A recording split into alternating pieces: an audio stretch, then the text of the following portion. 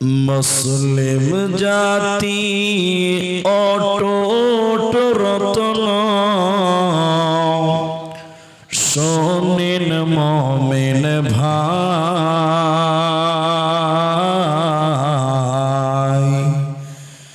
উৎপীড়নে ঈমান বৃদ্ধি ভয় তো তাদের নাই।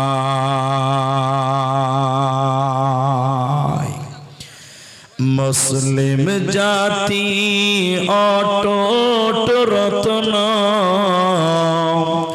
শোনেন মুমিন ভাই উৎপীড়নে ঈমান বৃদ্ধি ভয় তো তাদের নাই। মক্কায় এলো জুলুমের ঢেউ,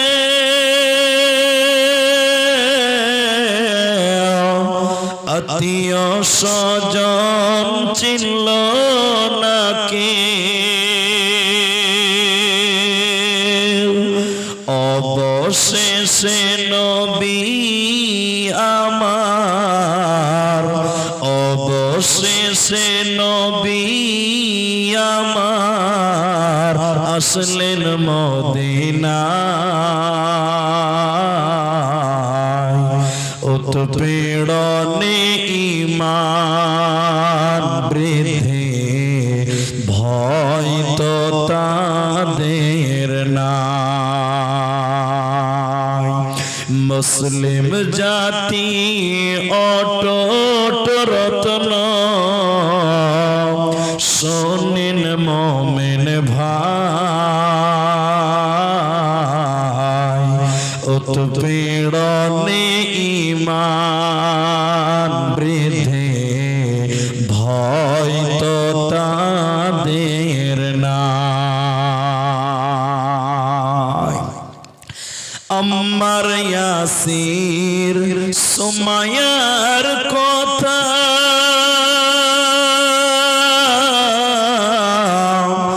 বলতে লাগে দারুণ ব্যথা।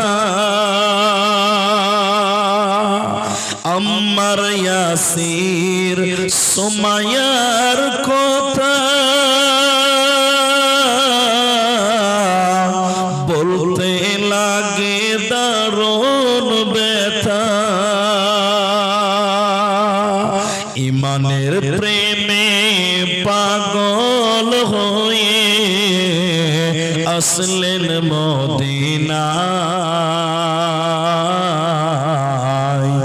উৎপীড়নে ঈমান বৃদ্ধি ভয় তো তাদের নাই। মুসলিম জাতি অটুট রতন শোনেন মুমিন ভাই উৎপীড়নে ঈমান বৃদ্ধি ভয় তো তাদের নাই।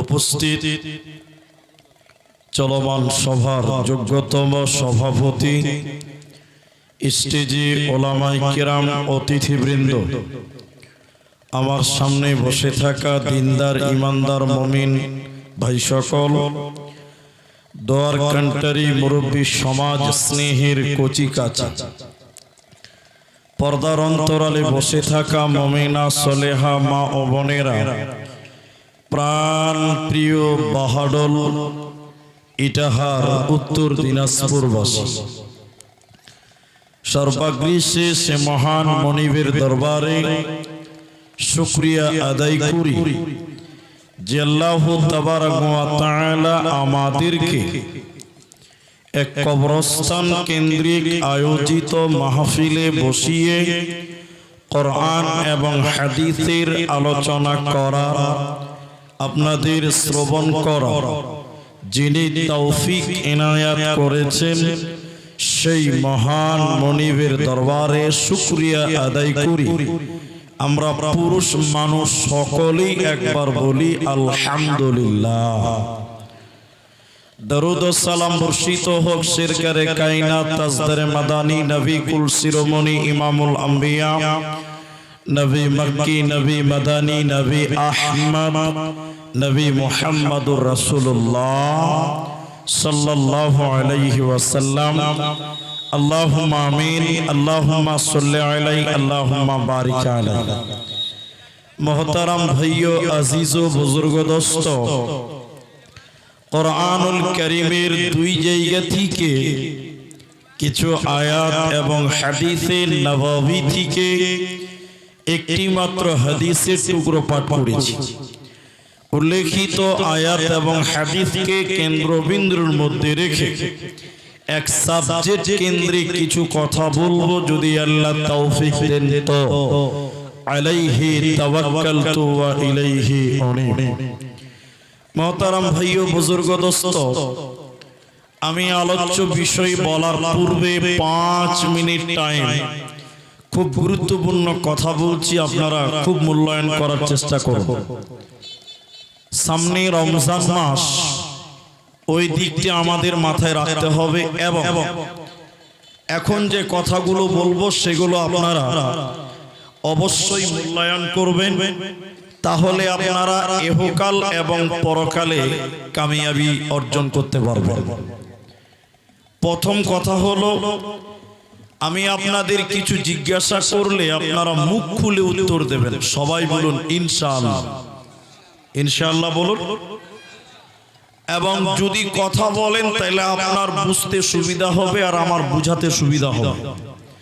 আর আপনি যদি মনে করেন যে মৌলভী সাহেব তুমি একাই বলো, তাহলে আপনি বুঝতে পারবেন না, খালি আমার বলাই হয়।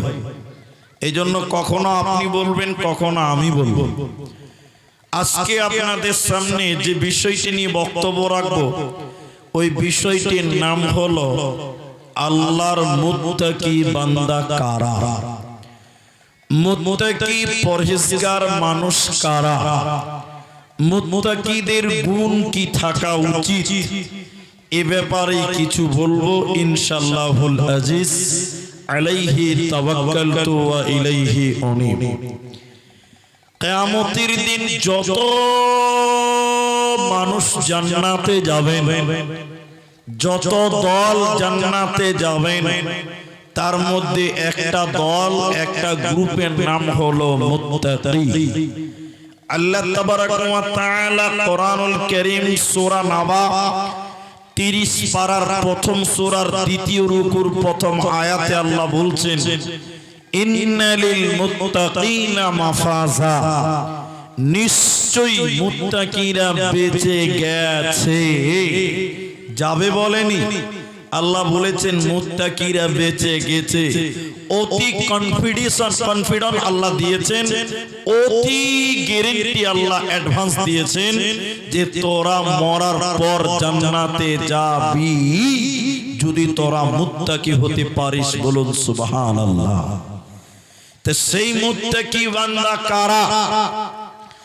আল্লাহ মুত্তাকির কথা বলতে গিয়ে প্রথমে একটা ইবাদতকে দাঁড় করিয়েছেন, ওটা হলো মূল। শুধু মুত্তাকির নয়, প্রত্যেকটা আমলের মূল হোতা মাস্টার ওই ইবাদতটা, ওটা আল্লাহ বলছেন। তারপর একটা একটা করে আল্লাহ মুত্তাকি বান্দাদের বৈশিষ্ট্য বলেছেন। যেভাবে আল্লাহ বলেছেন ওইভাবে একটা একটা করে আগাবো, তবে বেশি টাইম লাগবে না, কারণ আপনাদের ধৈর্য আর আমার বক্তব্য, এজন্য আপনাদেরকে এতটুকু টাইম ধৈর্য ধরতে হবে যে আপনি যেন এই বিষয়টাকে অন্তত কমপ্লিট করতে পারেন। আল্লাহ তাবারাক ওয়া তাআলা কোরআনে যেভাবে বলেছেন ওইভাবে একটা একটা করে বলবো। সূরা বাকারা, এদিকে দেখেন, সূরা বাকারা সূরা নাম্বার 2, পারা নাম্বার 2, রুকু নাম্বার 21, লাইন নাম্বার 12, আয়াত নাম্বার 177। আল্লাহ বলছেন, দেখেন কোরআন, আল্লাহ বলেন, বিসমিল্লাহির রহমানির রহিম, লাইসাল বিররা আন তুওয়াল্লু উযুহাকুম কিবালাল মাশরিকি ওয়াল মাগরিবি। আল্লাহ তাবারক ওয়া তাআলা বলেন, পূর্ব কিংবা পশ্চিমে সাজদা করার নাম, মাশরিক কিংবা মাগরিবে মাথা ঠোকার নাম, পূর্ব কিংবা পশ্চিমে সাজদা করার নাম মানে নামাজ পড়ার নাম, পূর্ণাঙ্গ কামিয়াব নয়। আল্লাহ তাবারক ওয়া তাআলা নামাজকে পূর্ব এবং পশ্চিম দুই দিকে বললেন কেন? আমরা দিনাজপুরের লোকেরা পশ্চিম দিকে সাজদা করি, পূর্ব দিকে নয়। তো আল্লাহ পূর্ব বললেন পশ্চিম বললেন, নামাজকে দুই দিক বললেন কেন? এর কারণ হলো কোরআনে আল্লাহ যত আদেশ করেছেন শুধু দিনাজপুরের জন্য নয়, পশ্চিমবঙ্গের জন্য নয়, শুধুমাত্র ভারতবর্ষের জন্য নয়, বরং তামাম পৃথিবীর জন্য আল্লাহ আদেশ করেছেন। এবার কাবার পশ্চিমে যারা থাকবে তারা পূর্ব দিকে সাজদা করবে, আর যারা পূর্ব দিকে থাকবে তারা পশ্চিম দিকে সাজদা করবে। মানে কাবাকে কিবলা বানিয়ে নামাজ পড়তে হয়। এইজন্য বাইতুল্লাহতে মক্কাতে মানুষেরা গোল করে নামাজ পড়ে।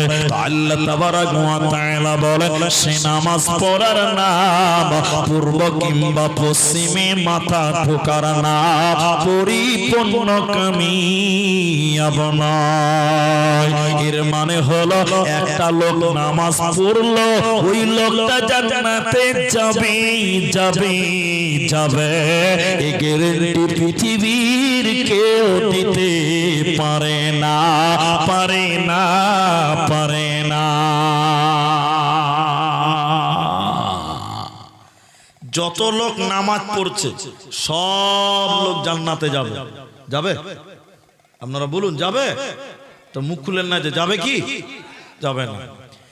বাহাডোল মসজিদে আজান হলো, জুমা মসজিদে 50টা লোক নামাজ পড়ছে। কটা লোক বললাম? সবাইকে বলতে হবে কটা? 50টা লোক নামাজ পড়েছে। 50টা লোক জান্নাত যাবে? হ্যাঁ, যাবে না, যাবে না। ঠিক বলেছে। কেন বলুন তো? এই গ্রামে অনেক জামাই এসছে শ্বশুর বাড়িতে জলসা শোনার জন্য। আপনারা কে কথা বলছে? পেছনে কথা বলেন না, আমার দিকে দেখেন, একদম অন্য দিকে তাকাবেন না। ওইদিকে তাকানোই হারাম, আমার দিকে তাকাতে হবে, একদম হারাম বলেছি। এদিকে দেখেন।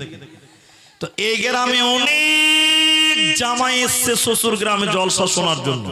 আসেছে কি আসেনি? এখন শ্বশুর গ্রামে এসছে, আজানের টাইম হয়ে গেছে। এখন জামাই দেখছে যদি নামাজটা না পড়ি তাহলে শ্বশুরের মান সম্মান থাকবে না। শ্বশুরকে দেখাবার জন্য অনেক জামাই মসজিদে নামাজ পড়তে যায়। কি বলছেন? যাই না? এরা বলে না যায়। এই জামাইয়ের নামাজ আল্লাহ কবুল করবে? করবে না। অনেক বিহাই এসছে, বিহাই গ্রামে জালসা, বাহাদুর বিহাই বাড়ি। তো বিহাই গায়ে জালসা জলসাতে এসেছে। এ হারামখোর বিহাই কোনোদিন নামাজ পড়ে না। আজ বিহাই বাড়ি জালসা, নামাজ পড়তে বিহাই ঢুকলো, আর আমি যদি নামাজটা না পড়ি বিহাইয়ের মান সম্মান থাকবে? বিহাইকে দেখাবার জন্য মসজিদে কিছু লোক নামাজ পড়তে যায়। আচ্ছা বলুন, এই নামাজ আল্লাহর কাছে কবুল হবে? এরা বলে, সবাই বলুন হবে। তাহলে যত লোক নামাজ পড়লো সব নামাজ আল্লাহর কাছে কবুল হবে না। যেমন কিছু কিছু নামাজ আল্লাহর কাছে টোটালি যাবে না, টোটালি যাবে না। যেমন আপনাকে বলি, এই যে গরম আসছে, আর 8 দিন পর তারাবি হবে আল্লাহ যদি চাইতে। তো বহুত আগের কথা বলছি এটা, তখন আমি ছাত্র, কার মতন বয়স হবে, এই 16 বছর বয়স আমার, মানে আজ থেকে 15 বছর আগের কথা বলছি। তো নতুন নতুন তালবিল ইমাম আমরা কোরআন টোরান পড়তে শিখেছি, কিছু মুখস্থ আছে। তো তারাবি পড়তে হবে, তারাবি পড়াবো। নতুন ইমাম আমি এসে গ্রামের ভিতরে মসজিদ পাড়াতে, ছোট্ট মসজিদ, গরমের সময় রোজা, এখন তো আস্তে আস্তে ঠান্ডা চলে এলো। তারাবি পড়তে লেগেছি। দেখেন নামাজের ডিজাইনটা খালি দেখেন, তারাবি আগে কত স্পিডে হয়? আপনার দিকে স্পিডে হয় না আস্তে আস্তে হয়? আস্তে আস্তে হয়, আলহামদুলিল্লাহ। তো তারাবি চলছে, খুব গরম, আমি নামাজ পড়াচ্ছি, পেছনে সব নামাজ পড়ছে, তারাবিতে রুকু থেকে দাঁড়াচ্ছি, সামি আল্লাহু লিমান হামিদা, কারেন্ট চলে গেছে। তখন পেছনে একটা লোক বলছে, যা শালা কারেন্টটা চলে গেল। নামাজ পড়তে পড়তে বলছে, যা শালা কারেন্টটা চলে গেল। আচ্ছা বলুন, এই নামাজ আল্লাহর কাছে যাবে? এতটি লোক মুখ খুলে না যাবে? তাহলে সব নামাজ আল্লাহর কাছে কবুল হবে না। আপনাদের দিকের মেয়েরা মসজিদে তারাবি পড়তে যায়? একটু বলুন, যায়? কে বলছে যাই, কে বলছে যাই না? মানে এখানেও তৃণমূল বিজেপি আছে, বুঝতে পারা যাচ্ছে। তো শোনেন, আমাদের মেয়েরা যায়, আপনাদের দিকেও যায় মনে হয়, যায়। তো আমার স্ত্রী কিনে আমি তারাবি পড়তে গেছি, আমার বাড়ির সামনেই দুটো মসজিদ আছে, অক্তে মসজিদ, একটা জুমা একটা অক্তে। ভালো করে শুনেন কথাটা। তো এশারের নামাজ চালু হয়ে গেছে, এরপর তারাবি হবে। তা আমার স্ত্রী কি নিয়ে মসজিদে গেলাম, ও গেল মেয়েদের দিকে, আমি গেলাম সুজা ছেলেদের দিকে। তো আমার স্ত্রী গল্পটা আমাকে শোনাচ্ছিল আর কি। আচ্ছা এদিকে দেখেন, এদিকে। তো মসজিদে গিয়ে দেখলো আমার স্ত্রী যে সবাই নামাজ দাঁড়িয়ে গেছে, কাতার সোজা হয়ে দাঁড়িয়ে গেছে, ইমাম সূরা ফাতিহা পড়ছে। তা আমার স্ত্রী যে আগে পায়ে পা লাগাবে, কি বলছে লাগাবে না? তো আগে সবাই নামাজ পড়ছে মেয়েরা, আমার স্ত্রী যে এরকম পায়ে পা লাগাচ্ছে, তো পাঞ্জরে যে মেয়েটা নামাজ পড়ছে ও পা লাগাবে না, পা টেনে নিয়েছে। তো আমার স্ত্রী বক্তার বউ, ওর কি পাওয়ার কম আছে? ও তখন গরম করে দেখেছে, এই পা লাগা, ফের পা লাগিয়েছে। তো মেয়েটা ফের পা টেনে নিয়েছে, পা লাগাবে না, কবার হলো? তো আমার স্ত্রী, সবাই নামাজ পড়ছে, আমার স্ত্রী নামাজে দাঁড়ায় না, এখন পা লাগাচ্ছে, এরপর নামাজ পড়বে। আবার পা লাগিয়েছে, কবার হলো? মেয়েটা আবার পা টেনে নিয়েছে। তখন আমার স্ত্রী বলছে, নামাজে পায়ে পা লাগাও। তো মেয়েটা এরকম নিয়ত বেঁধে বলছে, আমি নামাজে পায়ে পা লাগাই না, মুখে সূরা ফাতিহা পড়ছে। এখানে নিয়ত বেঁধে বলছে, আমি নামাজে পায়ে পা, নামাজ হবে? এরা বলে নামাজ হবে? তাহলে সব নামাজ আল্লাহর কাছে কবুল হবে না। কোরআন সূরা মাউন খুলেন, আম্মা পারাতে আছে, বিসমিল্লাহির রহমানির রহিম। সব নামাজ আল্লাহর কাছে কবুল হবে না, তার কারণ হলো ওয়াইল নামে একটা জাহান্নাম আছে। ওই জাহান্নামে চোর যাবে না, লম্পট যাবে না, মাতাল যাবে না, জেনাকারী যাবে না। ওয়াইল নামে জাহান্নাম যাবে কে? শুধুমাত্র নামাজ পড়নে ওয়ালারা। তাহলে যারা নামাজ পড়বে, ওই নামাজীদের ভিতরে কিছু নামাজীকে আল্লাহ ওয়াইল নামক জাহান্নাম দেবে। তাহলে সব নামাজ আল্লাহর কাছে কবুল হবে না। তাই আল্লাহ তাবারক ওয়া তাআলা বলেন, শোনো, পূর্ব কিংবা পশ্চিমে সাজদা করার নাম, মাশরিক কিংবা মাগরিবে সাজদা করার নাম, মানে নামাজ পড়ার নাম পূর্ণাঙ্গ কামিয়াব নয়। তার মানে হলো সব নামাজ আল্লাহর জান্নাতে যাবে না, সব নামাজ আল্লাহ কবুল করবে না। এই জন্য নামাজ পড়লেই মুত্তাকি হওয়া যাবে না, যাবে না।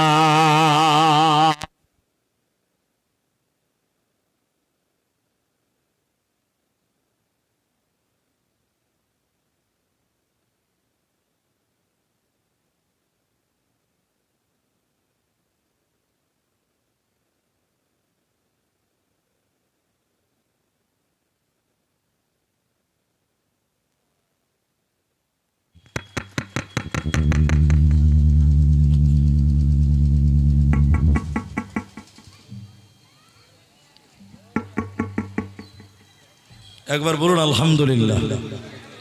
এখন আপনাদেরকে দ্বিতীয় কথা জিজ্ঞাসা করছি, তাহলে নামাজের গুরুত্ব কম না বেশি? হ্যাঁ, সবটি লোক বলেন নামাজের গুরুত্ব কম না বেশি?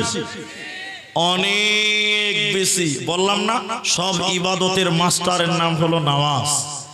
মুত্তাকি হতে গেলেও তোমাকে নামাজ পড়তে হবে, এটা মূল। আল্লাহ একটা একটা করে মুত্তাকির কথা বলছে, কিন্তু আপনারা পুরুষ মানুষ মুখ খুলে বলেন নামাজের গুরুত্ব কম না বেশি? ভাই বেশি। দেখেন হাদিস শোনায় আপনাকে, নবীজি বৃহস্পতিবারের দিন তার জ্বর আরম্ভ হলো। বৃহস্পতিবার জ্বর হালাতেই গেল, শুক্রবার শুরু হলো, তিনার জ্বর যেন কমে না, আরো বাড়ছে। শুক্রবার গেল, শনিবার গেল, রবিবার আরম্ভ হলো। আল্লাহর নবীর শরীরে এতটাই জ্বর, নবীজির শরীরের জ্বর যেন কমে না। নবীজি জ্বরের কারণে থর থর থর থর করে কাঁপে।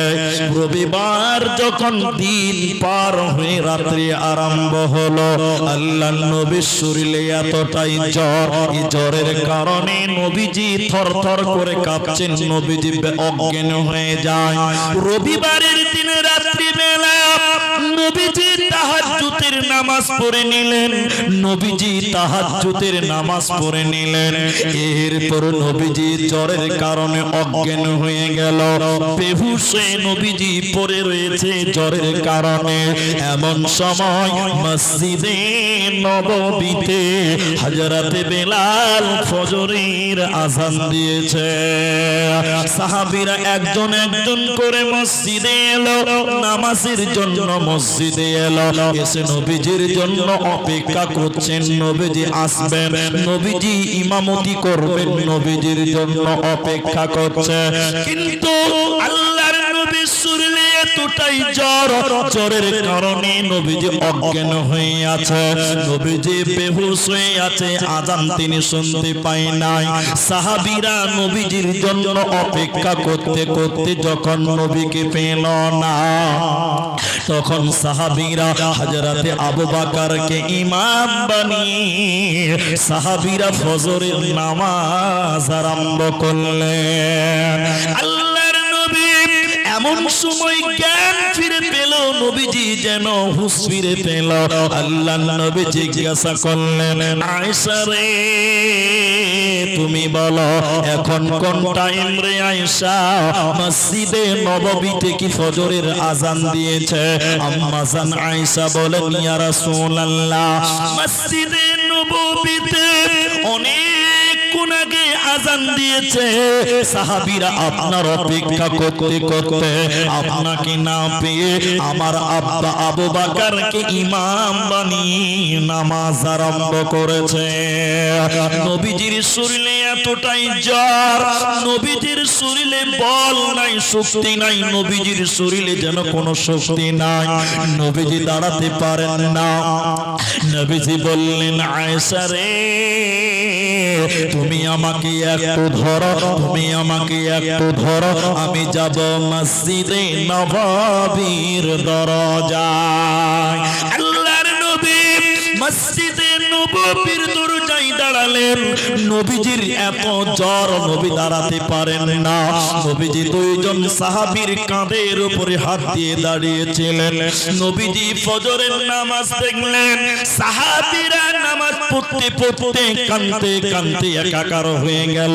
নবীজির পেছনে বোধহয় আমরা নামাজ পড়তে পারবো না। নবীজি ফজরের থেকে বাড়ি চলে এলো। সোমবারের দিন সকাল হচ্ছে, আল্লাহর নবীর শরীরের জ্বর যেন আরো বেড়ে গেল। নবীজি তাকতে না পেরে বললেন, আয়েশা তুমি আমার মেয়ে হযরতে ফাতেমা কি খবর দাও। হযরতে ফাতেমা নবীজির কাছে এলেন, নবীজির বুকটা যেন উঁচু হয়ে গেছে। আম্মা জান আয়েশা বলেন, নবীজি জ্বরের কারণে অজ্ঞান হয়ে যায়। নবীজি যেন আম্মা জান আয়েশার উরু রানের উপরে মাথা দিয়েছিলেন, নবীজির কপালটা বারবার টেনা দিয়ে মুছে দিচ্ছিল। জ্বরের কারণে নবীজি কাঁদছে, নবীজির শরীরে কোনো বল ছিল না, নবীজির বুকের ব্যথাও জেনে বেড়ে গেল।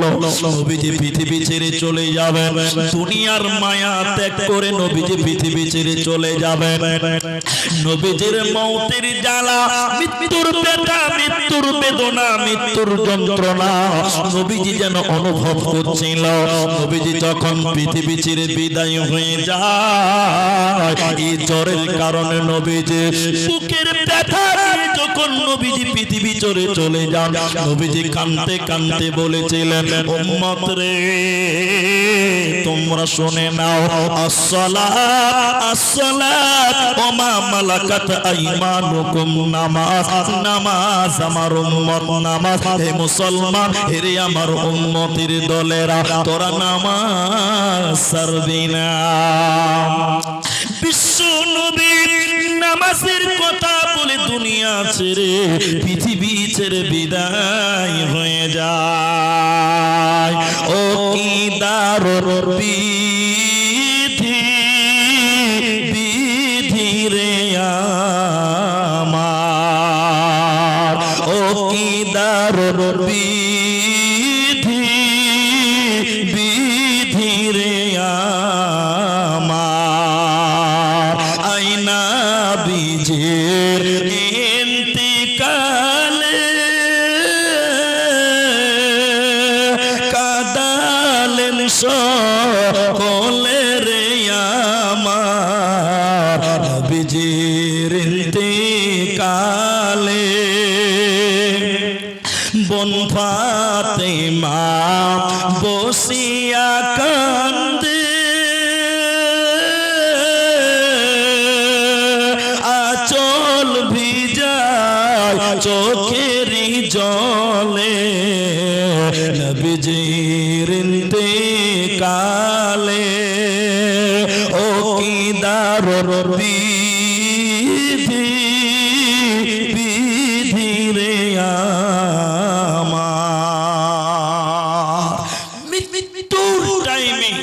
অন্তিম মুহূর্তে নবীজি যখন পৃথিবী ছেড়ে চলে যান, তখন তিনি কাঁদতে কাঁদতে অতিরিক্ত জ্বর শরীরে কাঁদতে কাঁদতে বলেছিলেন, নামাজ নামাজ আমার উম্মত নামাজ ছাড়বে না। নবীজি মৃত্যুকালে নামাজের কথা বললেন। তাহলে এবার আপনারা সবাই বলেন, নামাজের গুরুত্ব কম না বেশি ভাই? সবচেয়ে বেশি। নামাজ যার নাই তার কোনো ইবাদত করে কোনো লাভ নেই।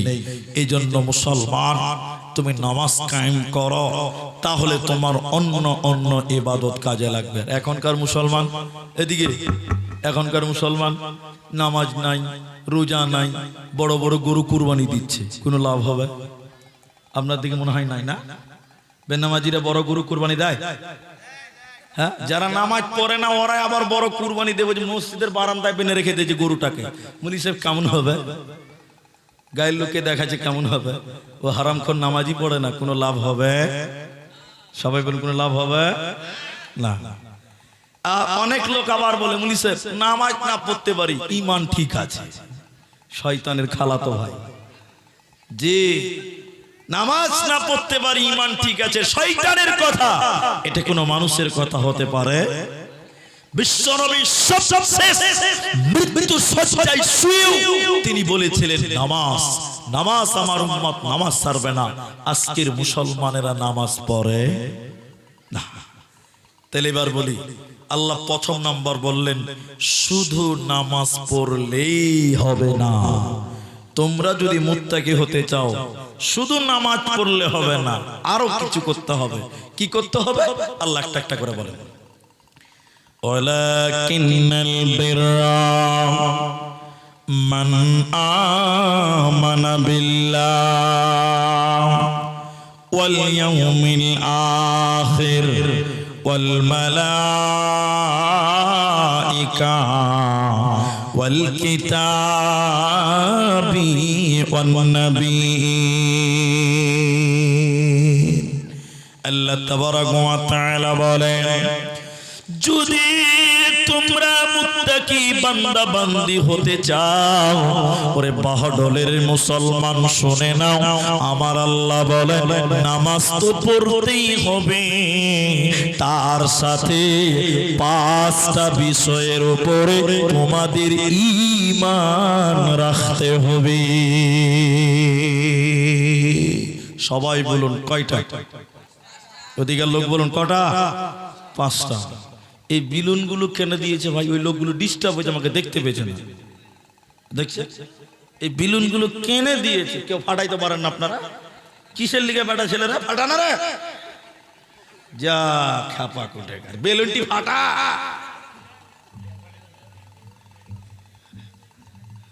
এই বিহা তো করেনি বরযাত্রী কোন দিন যায়নি মনে হয়, বাসে কি চাল লাগে। তাহলে কটা বিষয়ের ঈমান রাখতে হবে বললাম? সবাই বলুন ভাই। আমাদের বাংলাদেশের বক্তব্য দেখছেন, আমরা বলি অর্ধেক, বক্তার শ্রোতারা বলে অর্ধেক। আপনি বলবেন, আমি বলবো, তাহলে কাউকে ঘুম লাগবে না? লাগবে? একবার তাকবীর দেন, নারায়ে তাকবীর। তাহলে 5টা বিষয়ের ঈমান। এক, আল্লাহ বলেন মান আমানা বিল্লাহ, আল্লাহর উপরে ঈমান। তো ঈমানের কথা যখন নিল, একটা কথা মাঝখানে বলি, খুব ভালো লাগবে শুনেন। এই গ্রামের একটা ছেলে মাধ্যমিক পরীক্ষায় গোটা পশ্চিমবঙ্গে ফার্স্ট। বুঝার জন্য বললাম, এই গ্রামে কারো ছেলে গোটা পশ্চিমবঙ্গে ফার্স্ট। এখন আপনার ছেলে পড়তে বসে না, তখন আপনি লাঠি নিয়ে কি বলবেন? অমুকের মতন হ, অমুকের মতন হ, দেখ গোটা পশ্চিমবঙ্গে ফার্স্ট, এরকম বলে না? এরা বলে না, বলে না? আরে অমুকের ছেলেটার মতন হ, গোটা পশ্চিমবঙ্গে ফার্স্ট হয়েছে, ওর কাছে শিখ, ওর কাছে শিখ, ওর কাছে শিখ, ওর মতন হ। তা আল্লাহ বলছেন তোরা আমার প্রতি ঈমান আন। তো ঈমান আনবো কার মতন? ওটাও আল্লাহ বলেছেন, বলুন সুবহানাল্লাহ। মক্কাতে একজন দুজন করে যখন ঈমান আনছেন, বেশ কিছুদিন পর ওই মক্কার জমিনে 2 জন একসঙ্গে ঈমান এনেছিল। একজন নারী, একজন পুরুষ, একজন স্বামী, একজন স্ত্রী, একজন চাকর, একজন চাকরানী। এরা 2 জন প্রকাশ্যে ঈমান এনেছিলেন। এরা আল্লাহকে আল্লাহ বলে মেনে নিয়েছিলেন। মেয়েটাকে মা বোন শোনেন, মেয়েটা কি যে আল্লাহর উপরে ঈমান এনেছিলেন, ওই মেয়েটার নাম হযরত বিবি সুমাইয়া রাদিয়াল্লাহু তাআলা আনহা। আর পুরুষটার নাম কি? পুরুষটার নাম হযরত ইয়াসির রাদিয়াল্লাহু তাআলা আনহু। মক্কার জমিনে এরা 2 জন প্রকাশ্যে ঈমান এনেছিল, ইসলাম কবুল করেছিল। এবার আবু জেহেলের লোকেরা আবু জেহেলকে গিয়ে বলল, নেতা, এই মক্কাতে তুমি ঈমানের দাওয়াত বন্ধ করতে পারবে না, ইসলামের দাওয়াত তুমি বন্ধ করতে পারবে না। আবু জেহেল বলছে, কেন পারবো না? আমার কি ক্ষমতা কম? না না না, তুমি জানো না এই মক্কার জমিনে এখন চাকর চাকরানীরাও আল্লাহর উপরে ঈমান আনছে, এ খবর তুমি জানো না। এদিকে দেখেন, দেখেন, আজকে বাহাডোলে জালসা, কাগজ ছাপা হয়েছে, মাইকিং করা হয়েছে, প্রচার করা হয়েছে। সবাই বলুন, কিন্তু গোটা গায়ের লোক এসেছে? এসেছে সবাই? সবাই আসে না। সব লোক যদি আসতো এই মাঠে জায়গা হতো না, হতো না। সব লোক আসেনি। আবু জেহেল তখন গোটা এলাকার লোকদেরকে প্রচার করলো, অমুক দিন অমুক টাইমে অমুক ময়দানে জমা হয়ে যাবে, কেউ যেন বাদ না যায়। শত শত মানুষ একটা ময়দানে জমা হয়ে গেল। মা আমার, বোন আমার, আপনাদের মতন মেয়ে, আপনাদের মতন মহিলা হযরত বিবি সুমাইয়া কেমন ঈমান এনেছিলেন একটু দেখেন। শত শত মানুষকে আবু জাহাল এক জায়গায় জমা করার পর হযরত বিবি সুমাইয়া মহিলা সাহাবী, ওই মেয়েটাকেও শত শত মানুষের ভিড়ে ডাকা হলো।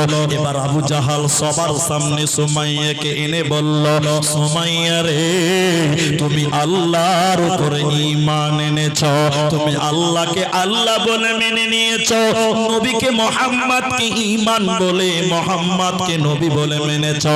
সুমাইয়া রে, তুমি ঈমান এনেছো, ঈমান ছেড়ে দিবে কি দেবে না? বিবি সুমাইয়া শত শত মানুষের ভিড়ে বলেছিল, এর বেঈমান আবু জাহাল, আল্লাহর উপরে ঈমান এনেছি, আমার জীবন চলে গেলে আমি ঈমান ছাড়ব না। বলুন সুবহানাল্লাহ। এবার বেঈমান আবু জাহাল মা বোন শুনেলেন, সুমাইয়াকে শত শত মানুষের ভিড়ে বলেছিল, আরে সুমাইয়া, তুমি যদি ঈমান ছেড়ে না দাও, ইসলাম ছেড়ে যদি না দাও, এই মানুষের ভিড়ে তোমাকে উলঙ্গ করে দিব, ল্যাংটা করে দিব, বিবস্ত্র করে দিব, বলো ঈমান ছেড়ে দিবে কি দেবে না? বিবি সুমাইয়া লজ্জিত হয়ে মাথা নিচু করে কাঁদছে। বেঈমান আবু জাহাল বিবি সুমাইয়ার মাথা থেকে কাপড় খুলছিল, একটা একটা করে খুলতে খুলতে সারা শরীরের কাপড় খুলে শত শত মানুষের ভিড়ে বিবি সুমাইয়াকে ল্যাংটা করে দিল, উলঙ্গ করে বিবস্ত্র করে নগ্ন করে দিল। তিনি ঈমান ছাড়েনি। এরপরে বেঈমান আবু জাহাল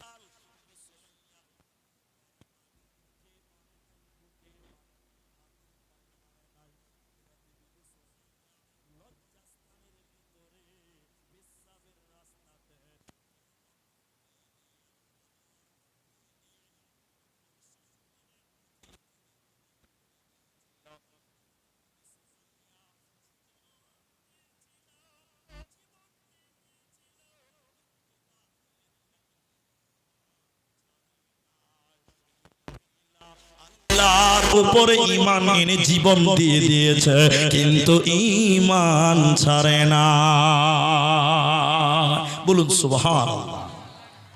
তিনি মহিলা, ইসলামের প্রথম শহীদ হয়েছিলেন ইসলামের জন্য, দ্বীনের জন্য, ঈমানের জন্য।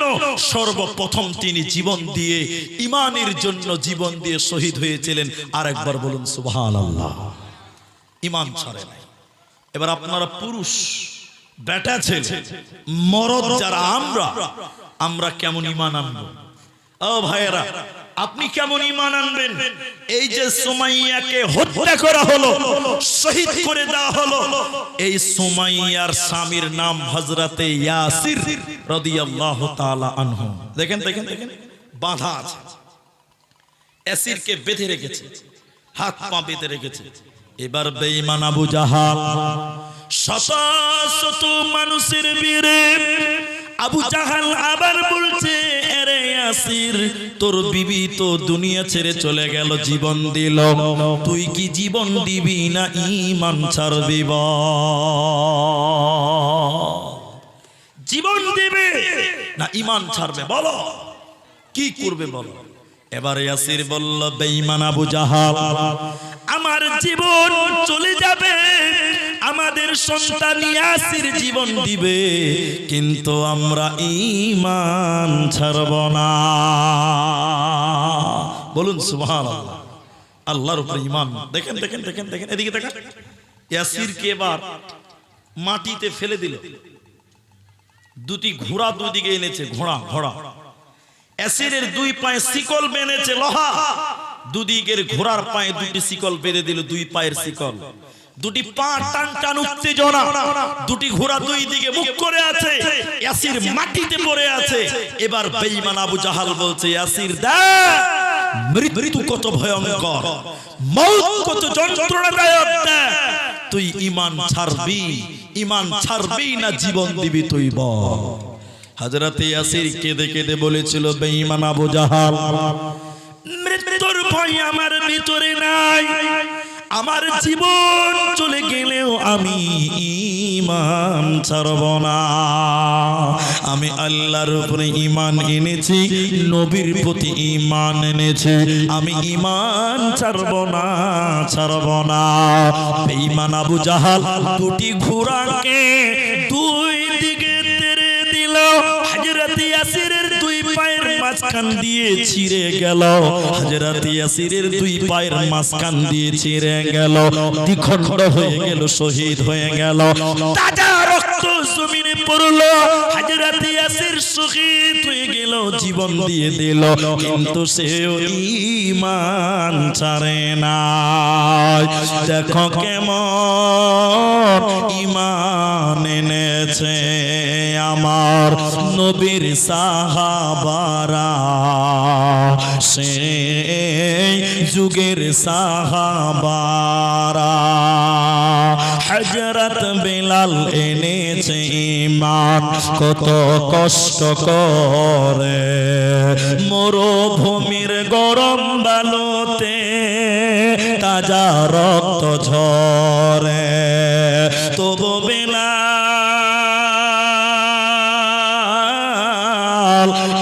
বেলাল ছাড়েনি ঈমান, পড়ে লা ইলাহা ইল্লাল্লাহ। দেখো কেমন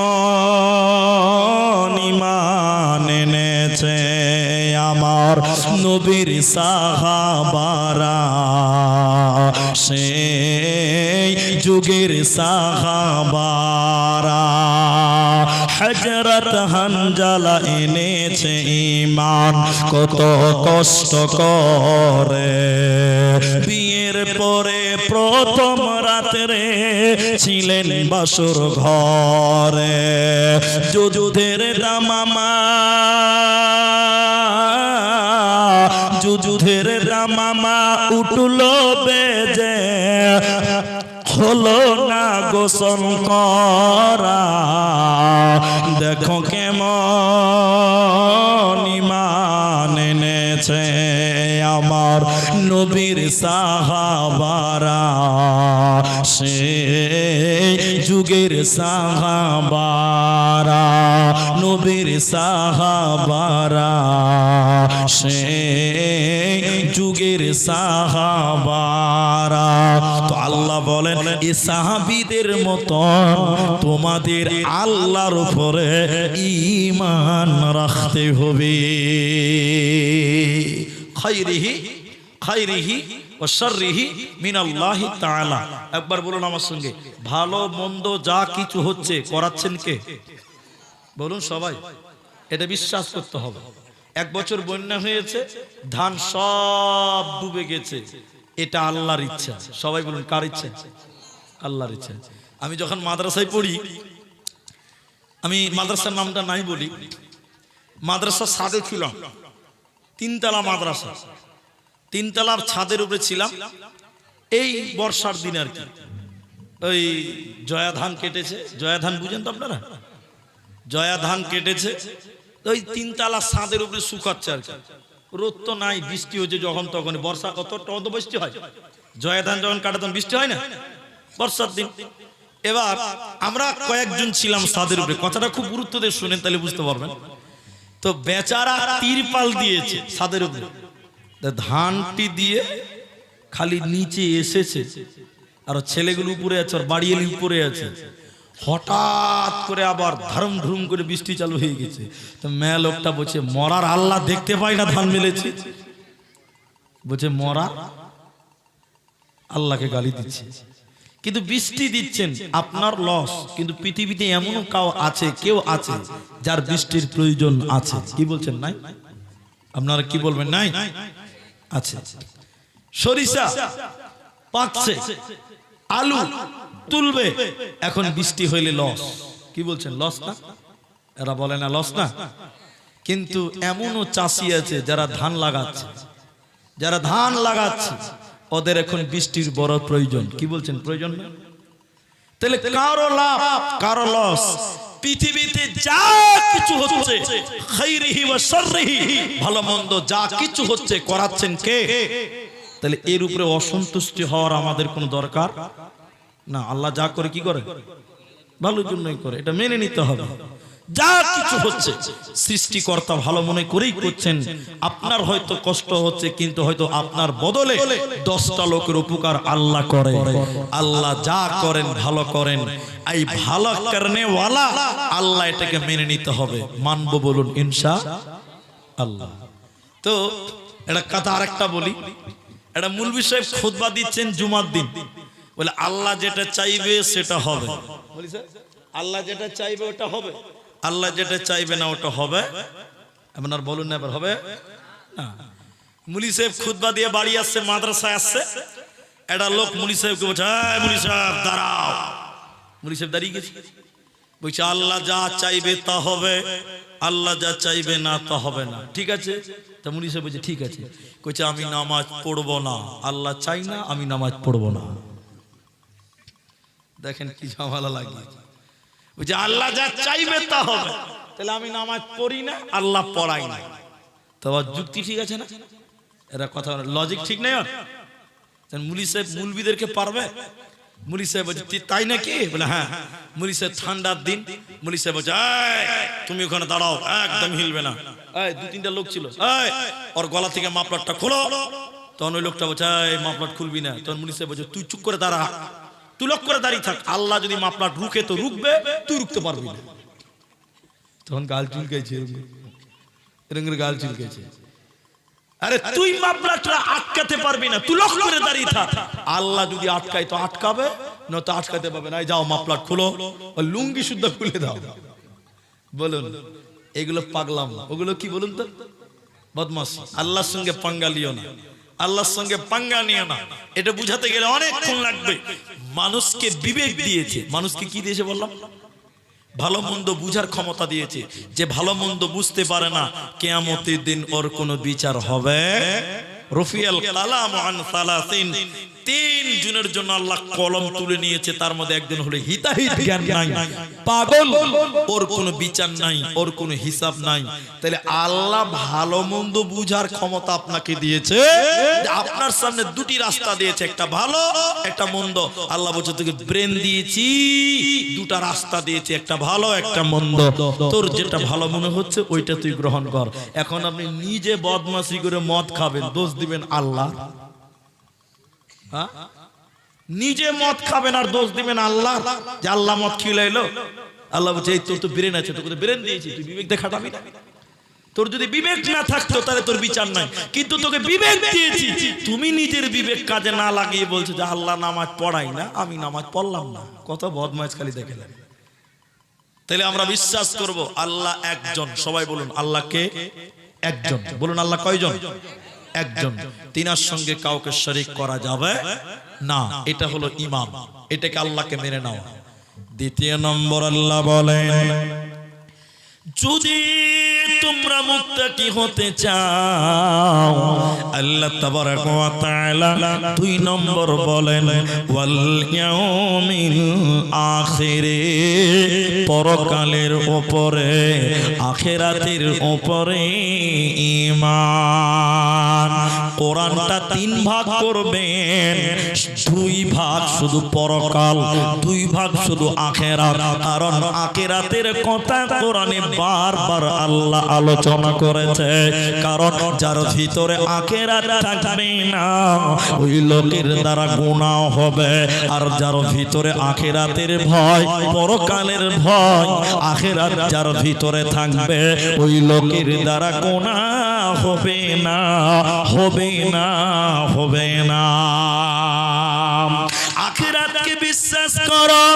কেন আল্লাহ কোরআনে বলে দুইটি কারণে মানুষকে জাহান্নাম দেওয়া হয়, দুইটি কারণে মানুষকে জাহান্নাম দেওয়া হবে। ওই দুইটির ভিতরে প্রথম নাম্বার কারণ আল্লাহ কোরআনে বলছেন, শুনে নাও, ইন্নাহুম কানু লা ইয়ারজুনা হিসাবা। যারা পরকাল মানে না, যারা হিসাবের দিন যারা মানে না, যারা আখিরাত মানত না, ওদেরকে টেনে হিচড়ে জাহান্নাম দেওয়া হবে। অতএব বাহাদুরের মুসলমান, ইটাহারের মুসলমান, আখিরাতের প্রতি তোমরা ঈমান আনো। এ দুনিয়া रहने के लिए नहीं है बल्कि जाने के लिए आना है। अगर रहने के लिए आना तो जगह ही नहीं मिलता। এই পৃথিবীতে আমরা কেউ থাকার জন্য আসিনি, এই পৃথিবীতে এসেছি আমরা চলে যাওয়ার জন্য। এই জায়গাটা থাকার জায়গা নয়। বাস স্ট্যান্ডে কেউ বাস করে না, স্টেশনে কেউ বাস করে না। বাস স্ট্যান্ডে এসেছে মানে কোথাও যাবে বা এলো, স্টেশনে এসেছে মানে কোথাও যাবে বা এলো। এই দুনিয়া একটা বাস স্ট্যান্ডের মতন, এই পৃথিবীতে আমরা কেউ থাকার জন্য নয়। এই দুনিয়াতে তোমার দাদু এসেছিল, ওই তোমার দাদু। এই দুনিয়াতে তোমার বাপ এসেছিল, ওই তোমার বাবা। এই দুনিয়াতে আজকে তুমি আছো, কালকে তুমি থাকবে না। এই ধনমাল ছিল তোমারও দাদার, সে মরে গিয়ে আজ হয়েছে বাবার। এই ধনমাল ছিল তোমারও দাদার, সে মরে গিয়ে আজ হয়েছে বাবার। বাপেরও মালেতে তুমি ওয়ারিস হইলে, কাল ছেলে ওয়ারিস হবে তুমি মরে গেলে। ধন ধন করিও না ধন অপরজন, মরিলে তোমার সাথে দেবে না তো ধন। ওতে পৃথিবী থাকার জায়গা নয়। আল্লাহ তাবারাক ওয়া তাআলা বলেন, ইন্না ইলাইনা ইয়াবাহুম সুম্মা ইন্না আলাইনা হিসাবাহুম। আল্লাহ বলেন, তোদেরকে আমার কাছে আসতেই হবে, হিসাব তোদের দিতেই হবে, পালাবার উপায় রবে না। এখনই বলতে হবে, জালসা থামিয়ে তাহলে আদায় শুরু করে দিতে হবে। জালসা কুচি বুঝে আদায়ের নামটি বলেন, তাহলে এটি নাম লাস্টে বলা যাবে না? ধরেন, খুব বুদ্ধিমান মানুষের, খুব বুদ্ধিমান। শোনেন, আপনারা বসেন, 12টা অবধি বসেন, 12টা বাজতে চলেছে, 12টা অবধি বসেন, তারপর আদায় করবেন। আপনারা বসেন, আল্লাহর রাস্তায় বসেন। এটা বক্তব্য চলছে, মাঝখানে কাগজ ধরে দিতে হয় না এইভাবে, এটি বলে দেন। তো শোনেন, এইটা একটা কবরস্থানের জালসা, আপনারা সবাই জেনে এসেছেন। আর বক্তাকে কোনদিন বলতে হয় না যে আদায় করো, বক্তাও হাল ধরেই এসেছে। জি ভাই, নাম আমার নবাব, ভিক্ষা করাই স্বভাব, সবই ওগুলোই চলছে। সব মসজিদ, মাদ্রাসা, কবরস্থান আর ঈদগাহ, না অন্য কিছু আছে আবার? ইল্লা মাশাআল্লাহ একটা একটা দুই একটা আছে তাবলিগি জালসা, নয়তো সবই আদায় করা।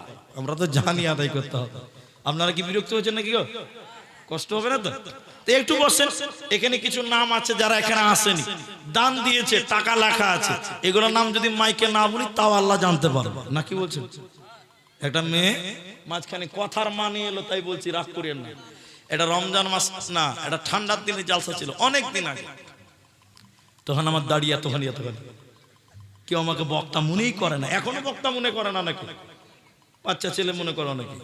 তো রাত 12টা 1টা বাজে, আমাকে বলছে চলো চলো। অনেক উস্তাজি বলতো তখন, ছাত্রকাল থেকে জালসা করি তো, উস্তাজি চলো, টাইম হয়ে গেছে। এবার ছোট মানুষ, মাপলাট টাপলাট বেঁধে ঠান্ডার দিনে জালসা স্টেজে দিয়েছি। তো একটা মেলো, এদের ডিপার্টমেন্টে একটা মেলো বলছে, মুলিজি ও উনি স্যার বলেন, 1500 টাকা দিয়েছিল আমাকে। কত টাকা? 1500 টাকা। 1500 টাকা দিয়ে বলছি, মুলি সাহেব এই দানটা মসজিদের নামে দিলাম, একটু এই নাম বলেছিল মনে নাই, এই নামে একটু দোয়া করে দিবেন।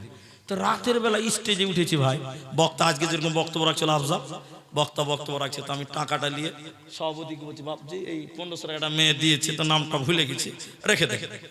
আমি 2 ঘন্টা বক্তব্য রেখেছি। কতক্ষণ বললাম? বক্তব্য রেখে যখন লাস্টে নামবো, ওই মেয়ে ছেলেটা দৌড়তে দৌড়তে এসে বলছে, মুলি সাহেব টাকা ঘুরিয়ে দাও।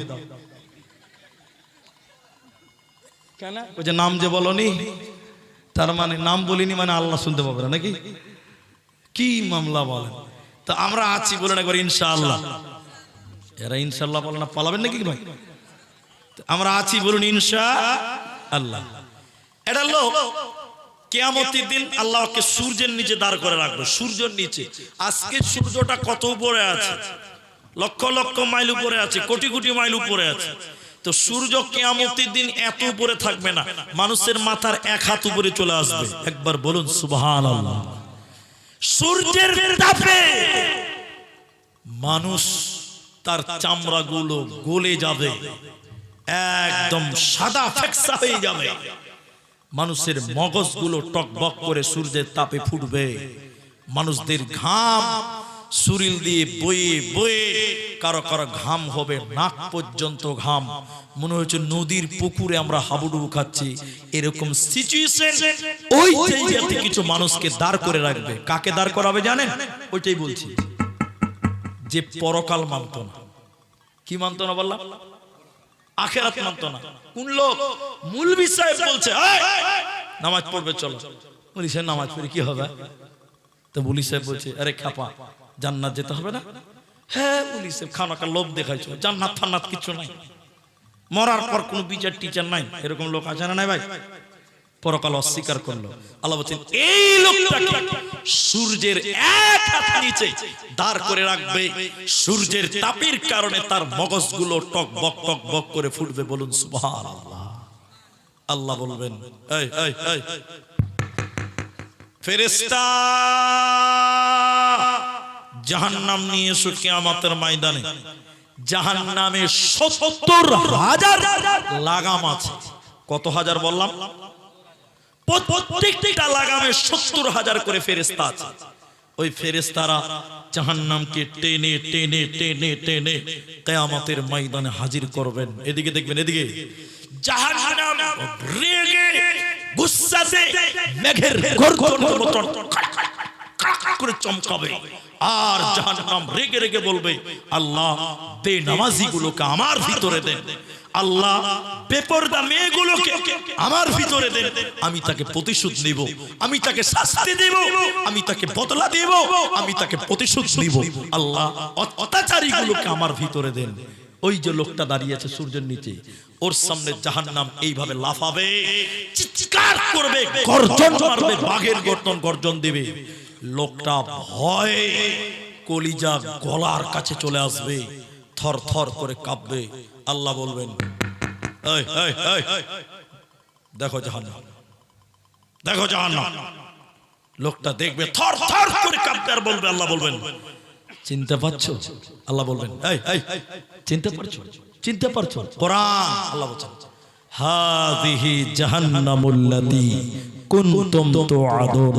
সূরা ইয়াসিন আল্লাহ বলছেন এটাই সেই জাহান্নাম, এটাই সেই জাহান্নাম, এটাই সেই জাহান্নাম যেই জাহান্নামের ব্যাপারে দুনিয়াতে মুলবিরা তোমাদেরকে সাবধান করেছিল।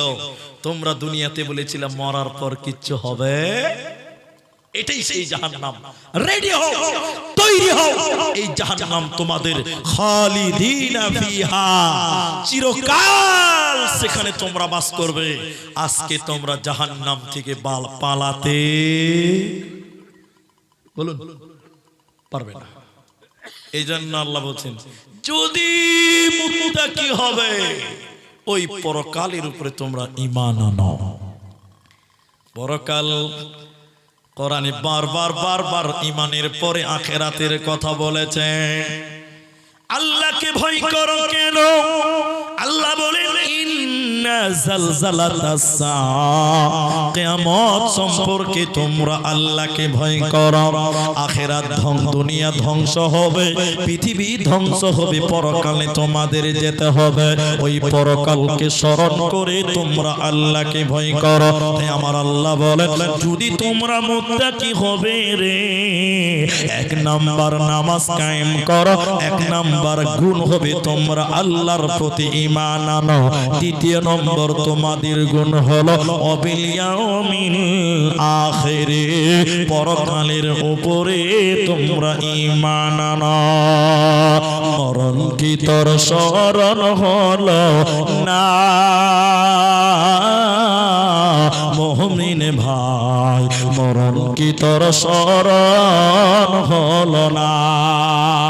টাকা পয়সা জমিদারি পরে রবে দালান বাড়ি, আখিরাতের চিন্তা করলে না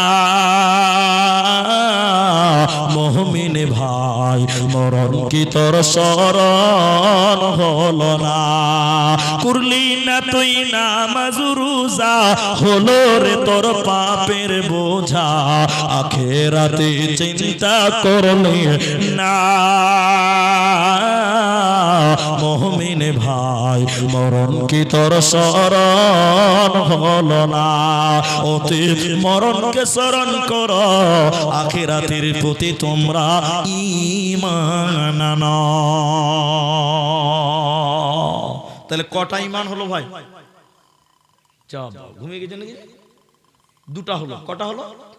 সবাই বলুন কটা? একটা আল্লাহর উপরে ঈমান, দ্বিতীয় নম্বর আখিরাতের উপরে, তিন নাম্বারটা 5-7 মিনিট লাগবে, ভয় করবেন না। তিন নাম্বার আল্লাহ বলেন যদি তোমরা মুত্তাকি হবে, শুনে নাও, ওয়াল মালাইকা, আমার ফেরেশতাদের উপরে ঈমান। ফেরেশতা দেখেছেন আপনারা? কেউ দেখেছেন? জি, ফেরেশতা দেখেছেন? কেউ দেখেননি? এখন দেখাবো ফেরেশতা। এদিকে আছে, আমার দিকে দেখেন। আল্লাহ রসুলের সঙ্গে আলেমরা আছে, এদিকে দেখেন। আল্লাহ রসুল মসজিদে বসে আছেন, একটা লোক সাদা কাপড় পরে আছে, মানে পাঞ্জাবি ধরেন, যাই হোক পরে আছে, সাদা পোশাক। আল্লাহ রসুলের হাঁটুর কাছে হাঁটু লাগিয়েছে বসলেন, একদম হাঁটুর সঙ্গে হাঁটু। সাহাবীরাও আছে, এসে বলছেন, আমি পরিপূর্ণ বলছি না, একটু টাচ দিব, লম্বা কথা। আল্লাহর নবী ঈমান সম্পর্কে বলুন, ঈমান কি বলুন। আল্লাহ রাসূল বলছেন ঈমান এটা এটা এমন এমন এমন। তখন লোকটা বলছেন যে আপনি ঠিকই বলেছেন। যে আপনি ঠিকই বলেছেন তার মানে জানেন? তার মানে উত্তর তার জানা আছে। উত্তর না জানলে বলতে পারে যে আপনি ঠিক বলেছেন, ঠিক না ভুল জানে, বলছে আপনি ঠিকই বলেছেন। আল্লাহর নবী ইসলাম সম্পর্কে বলুন, ইসলাম, ইসলাম কি জিনিস বলুন। এটা এইরকম এরকম সেরকম, এটা হলো ইসলাম। আল্লাহ লোকটা আবার বলছে আপনি ঠিকই বলেছেন, তার মানে এটার উত্তর তার জানা। অনেক লম্বা কথা আমি বলছি না। পরে লোকটা চলে গেল। আল্লাহ রাসূল বলছেন এই তোমরা কে চিনো? কে তোমরা কে চিনো? এটা কে? বলছে না দেখা দেখা তো লাগে না, এটাই হলো জিবরাইল। বলুন সুবহানাল্লাহ। আরেকটা দেখাবো, ছোট্ট করে দেখাচ্ছি। টাক বুঝেন? টাক, টাক বুঝেন না আপনারা ভাই? বেল, বেল বুঝেন? বেল। টাকলা বুঝেন? টাকলা। এবার বুঝেছে এদিকার লোক, মানে ভালোতে বুঝবে না। শোনেন এদিকে, শোনেন। তাহলে একটা মজার কথা বলি। একটা বাচ্চা ছেলে ওর মায়ের কোলে আছে, তো ওর মা বাসে উঠেছে, সিট পাইনি, সিটটা পাইনি। তো এটা আমি মুলবি বাসে সিটে বসে আছে, ওই মেয়েটা আমার বাচ্চাকে নিয়ে আমার সিটের পাঞ্জরে দাঁড়িয়ে আছে। তো আমি যে বসে আছি, যে সিটে বসে আছে, ওই লোকের মাথাতে কোনো চুল নাই। কি নাই বললাম? টাকলা। বুঝলেন কি না? এবার বাচ্চা ছেলে সিটের পাঞ্জরে মায়ের কোলে বসে আছে। তো বাচ্চা ছেলে কত বদমাস, ওর মায়ের কোল থেকে ওর পাটা নিয়ে যে ওই লোকটা টাকলাতে এরকম ঘষছে, পাখানটা ঘষছে, আর বলছে মাগে দেখ লোকটা কেমন করে চুল কেটেছে, সব দিকে রেখেছে, মাঝখানে কেটে দেয়, এরকম পাটা ঘষছে। তো লোকটা বলছে মেয়ে, লোকটা রেখে গেছে। বাচ্চা ছেলে ও কি বুঝুন না, বালক ফেরেশতা। ফের খানিকক্ষণ পর বাসটা চলছে, তো বাচ্চা ছেলে কত বদমাস, আর মায়ের কুলে বৈশা বৈশা পা খানটা নিয়ে যায়, ওই লোকের একদম টাকলাতে হাই স্কুলের মাঠের ঘোষার বলছে মাগে দেখ লোকটা কেমন করে চুল কেটেছে। তো এই হলো টাকলা। আচ্ছা মাঝখানে এটা বললাম কেন? এটা একটা কারণ আছে। কারণ কি? একটা লোক টাক, চুল নাই। তো ওই লোকের কাছে একদিন ফেরেশতা এসেছে। ফেরেশতা এসে বলছেন এই এই তুমি কি চাও? তুমি যা চাইবে তাই পাবে।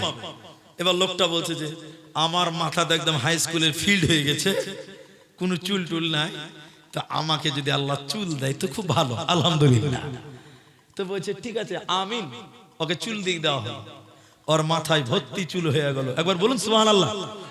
এরা কথা বুঝে না বাংলা। তো চুল হয়ে তারপরে তুমি কি চাও বলো? কইছে যদি গাভী উটনি যদি হয় তো খুব ভালো হয়। ঠিক আছে তাই দেওয়া হলো। আমি টাইম পাবো না, অত বড় করে বলছি না, শর্ট বলছি।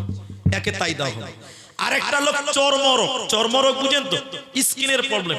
এই লোকের কাছে জিবরাইল এসে বলছে আপনি কি চান? বলে আমি চাই আমার স্কিনের রোগটা যেন ভালো হয়ে যায়। ঠিক আছে ওকে ভালো করে দেওয়া হলো, হাদিস ভালো হয়ে গেল।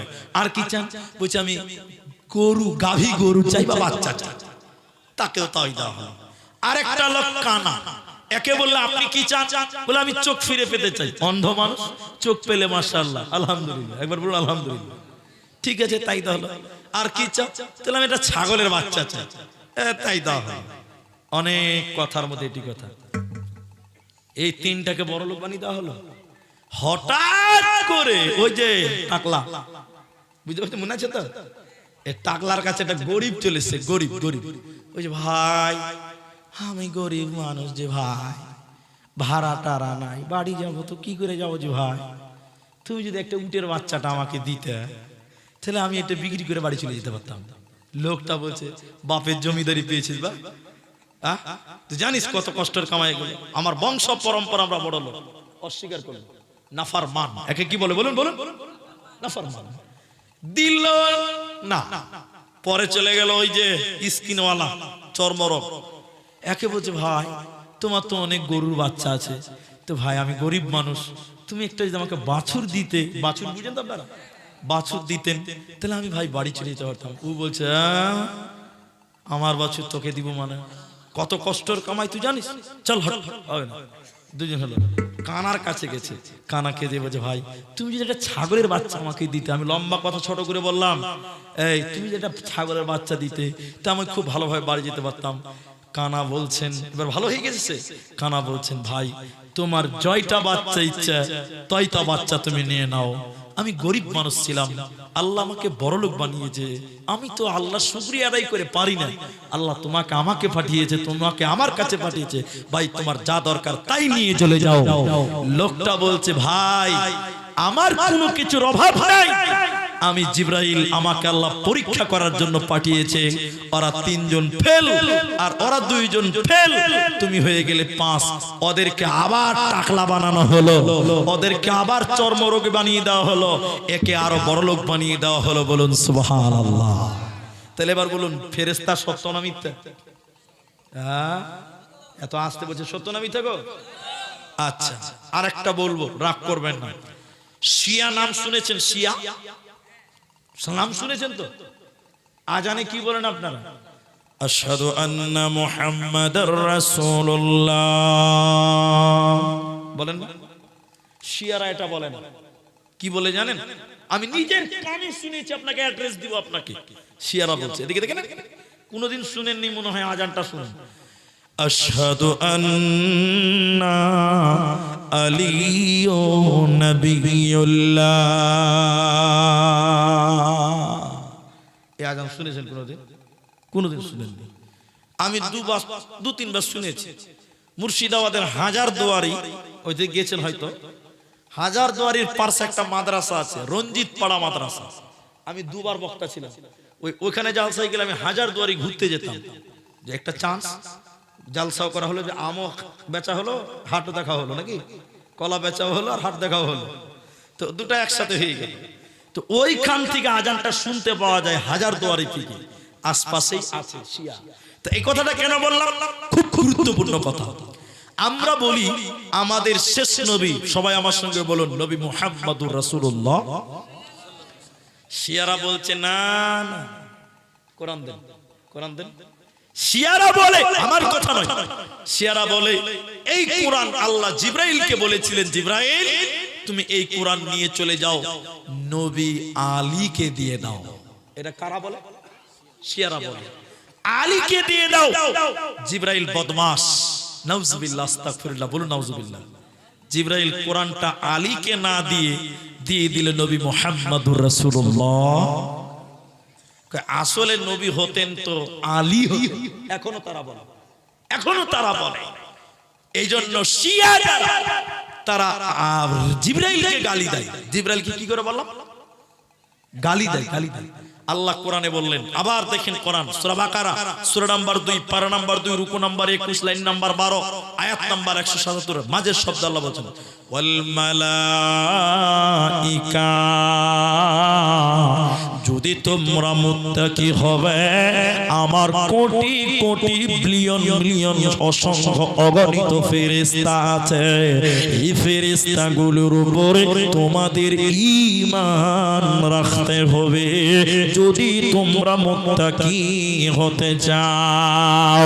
4 নাম্বার ঈমান শুনে নেন, আল্লাহ তাবারাক ওয়া তাআলা বলেন, ওয়াল কিতাব, আমার যত কিতাব আছে রে, যেমন ধরলেন কোরআন, এই কোরআনের উপরে তোমাদের ঈমান রাখতে হবে যদি তোমরা মুত্তাকি হতে চাও।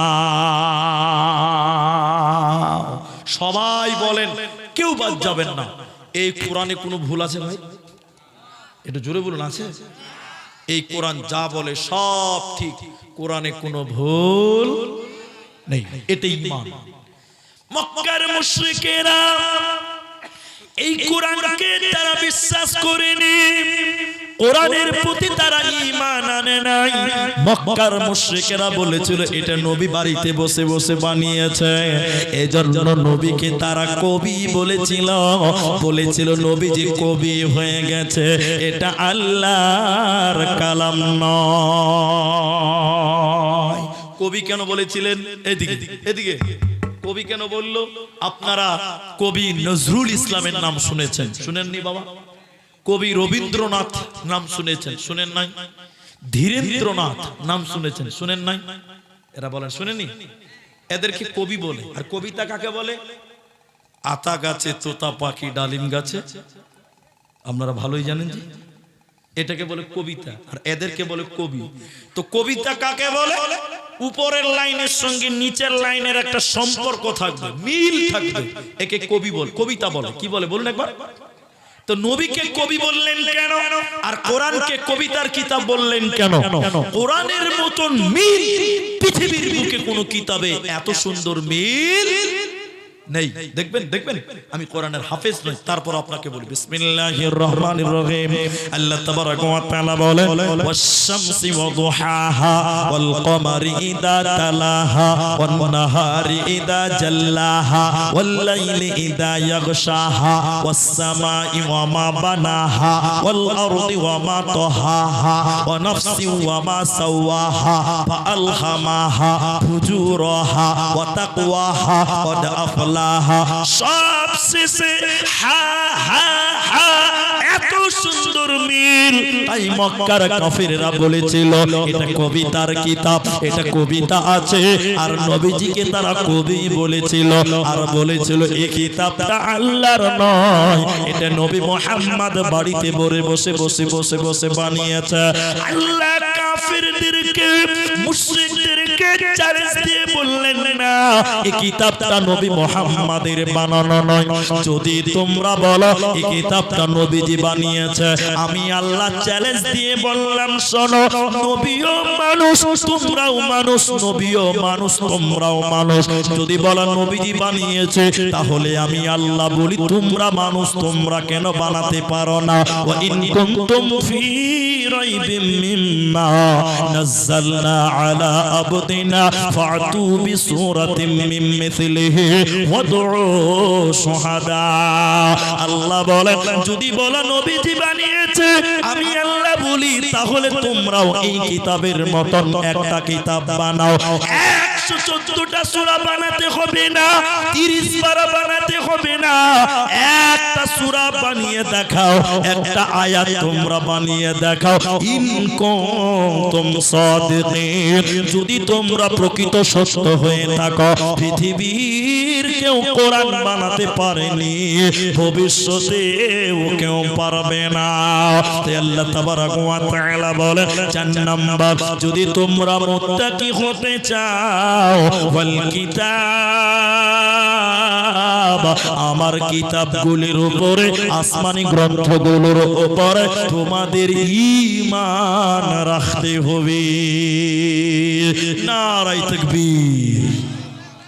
তাহলে কোরআনে কোনো সন্দেহ নেই। কোরআন সম্পর্কে আজকে বক্তব্য রাখলাম না। কোনদিন যদি আমার এলাকাতে আসি, ওই যে মাওলানা বললেন না, আমি খোরদহিল মাদ্রাসাতে 4 বার আসা হলো, 4 বার পর 4 বার।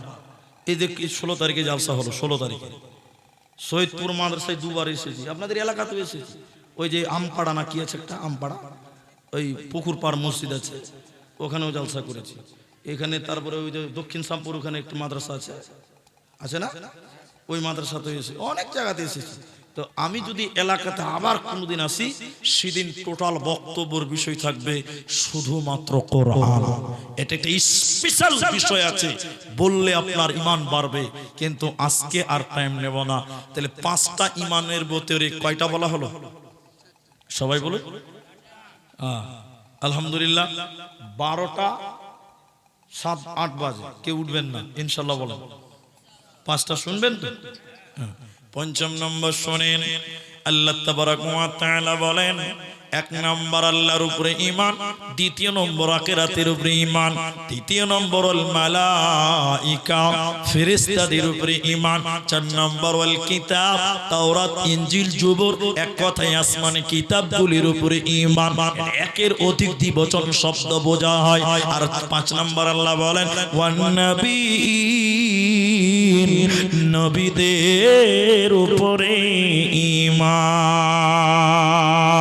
তোমার মতন দয়ার নবী আর পাব না,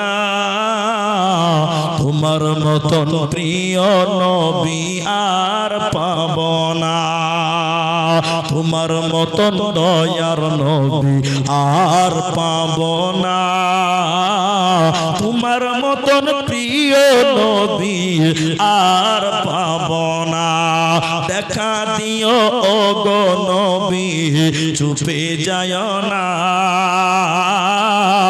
তোমার মতন প্রিয় নবী আর পাব না, তোমার মতন প্রিয় রাসূল আর পাব না।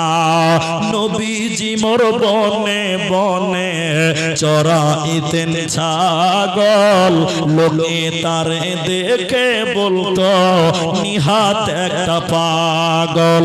পাগল নয় গো পাগল নয়, প্রভুর প্রেমের দেওয়ানা, তোমার মতন প্রিয় নবী আর পাব না, তোমার মতন দয়াল নবী আর পাব না।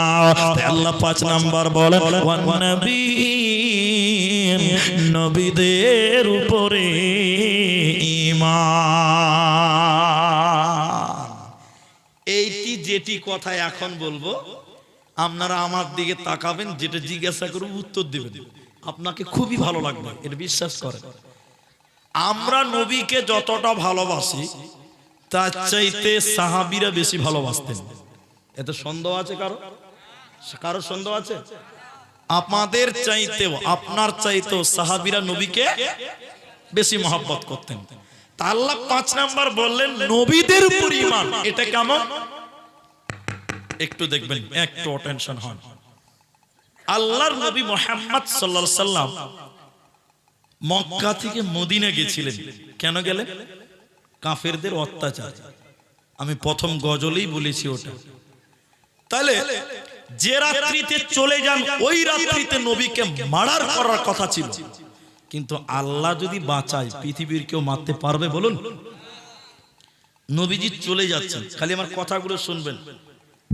আলীকে ডেকে বলছেন, ও মা বোন শোনেন, আলী আলী আমার চাদরে, আমার বিছানায়, আমার খাটে, আমার ঘরে তুমি ঘুমাও। দ্বিতীয় কথা শোনেন, দ্বিতীয় নম্বর, এটি এতিমের মাল, বিধবার মাল, গরিবের মাল, এগুলো ফকিরদের মাল। এই মালগুলো তুমি কালকে সকালা গরিবদেরটা গরিবদের, মিসকিনদেরটা মিসকিনদের, অভাবীদেরটা অভাবীদেরকে দিয়ে দিবে। কটা কথা বলা হলো? এরা বলে না একটা দুটা হলো, একটা ঘরে ঘুমাও আর একটা মাল বন্টন করো, এটা দুটা দায়িত্ব দেওয়া হলো, আদেশ দুটা হলো। তিন নাম্বারটা শুনেন, এরপর তুমি মদিনা আসবে, তোমার সঙ্গে আমার মদিনায় দেখা হবে। তাহলে টোটাল আদেশ কটা? তিনটি। আচ্ছা, যে ঘরে নবীজি ঘুমাতেন ওই ঘরে তালা চাবি ছিল? এরা বলে না কথা। তালা চাবি ছিল? ওই জামানায় তালা ছিল না। আপনাদের মতন ইটের দালান বাড়ি ছিল না, যেমন তেমন মাটি খেজুর পাতা টাতা দিয়ে ঘর। আচ্ছা, নবীকে নবী আলীকে শুইয়ে দিয়ে চলে গেলেন। খুব ভালো করে বুঝেন, সূক্ষ্মভাবে বুঝেন। বাকি রাত্রি কি হলো মক্কাতে এটা কিন্তু নবী জানতে পারবে না। পারবে? কে জানবে বলুন তো? আলী জানবে, যে থাকবে ওই তো জানবে। এবার আমার দিকে দেখেন ভাই, আসতে ফোন পরে কথা বলবো, আমার দিকে দেখেন। এবার আল্লাহর নবী চলে গেলেন, আবু বকর চলে গেলেন। বাকি রাতে মক্কায় কি ঘটলো এটা আলীও জানবে না, নবীও এরা বলে না জানবে না। আপনারা কথা বলবেন। এরা মদিনা গিয়ে খালি অপেক্ষা করছে যে আলী আসবে তো জিজ্ঞাসা করবো যে কি হয়েছিল কি হয়েছিল কি হয়েছিল। বেশ কিছুদিন পর হযরত আলী মদিনা চলে গেল। সাহাবীরা ঘিরে ধরে বললেন, এই এই এই, ওই রাত্রিতে কি হয়েছিল যে রাত্রিতে নবীজি পালিয়ে এসেছিল, তুমি নবীর ঘরে ছিলা, ওই রাত্রিতে কি হয়েছিল মক্কাতে, কয়টা মার্ডার হয়েছিল বলো, তুমি যেহেতু রাসূলের ঘরে ছিলা। হযরত আলী বলছেন, আমার দিকে দেখেন। হযরত আলী বলছে, ভাই ঘুমিয়ে গেছিলাম রে ভাই, কিচ্ছু জানি না। বিশ্বাস হবে ভাই? এরা বলে না বিশ্বাস হবে? ওই লোককে মারবার লিয়ে গোটা এলাকার লোক খেপে গেছে। ওর ঘরে যদি আপনাকে ঘুমাতে দিই, তালা নাই, চাবি নাই, ইট নাই, গ্রিল নাই, ওই রকম লোকের ঘরে ঘুম হবে? এরা বলে না এটা ইন্দুর যদি লাফিয়ে যেত 3 গ্লাস পানি হবে। ভয় কি মনে বম টম মারলো নাকি কি হবে? ভয় হবে কি হবে না? সাহাবীরা বিশ্বাস করছে না। ঘুমিয়ে গেছে না? কেমন করে ঘুম হয় তোমার? তোমার ভয় লাগেনি? কি করে ঘুমালে? রাসূলের প্রতি ঈমান দেখেন। এবার আলী বলছেন, নবী আমাকে বলেছিলেন, আলী রে তুমি আমার ঘরে, আমার খাটে, আমার চাদরে, আমার বিছানায় তুমি ঘুমিয়ে যাবে। নবীজি ঘুমাতে বলেছে, আমি ঘুমিয়ে গেছি। সুবহানাল্লাহ বলুন। দ্বিতীয় নম্বর, নবী বলেছিলেন, আলী রে এটা ইতিমের মাল, বিধবার মাল, গরিবের মাল, এই মালগুলো আগামী কালকে সকাল আর জায়গায় জায়গায় পৌঁছে দেবে। আমি আলী নিশ্চিন্তে ঘুমালাম। নবী বলেছেন আগামীকাল সকাল, তার মানে হলো যতক্ষণ আগামীকাল সকাল না হবে আমি আলীকে কেউ মারতে পারবে না। সুবহানাল্লাহ। ঈমান দেখেন, নবীর প্রতি ঈমান। এরপরে নবী বলেছিলেন, আলী রে তুমি মদিনায় আসবে, তোমার সঙ্গে আমার মদিনায় দেখা হবে।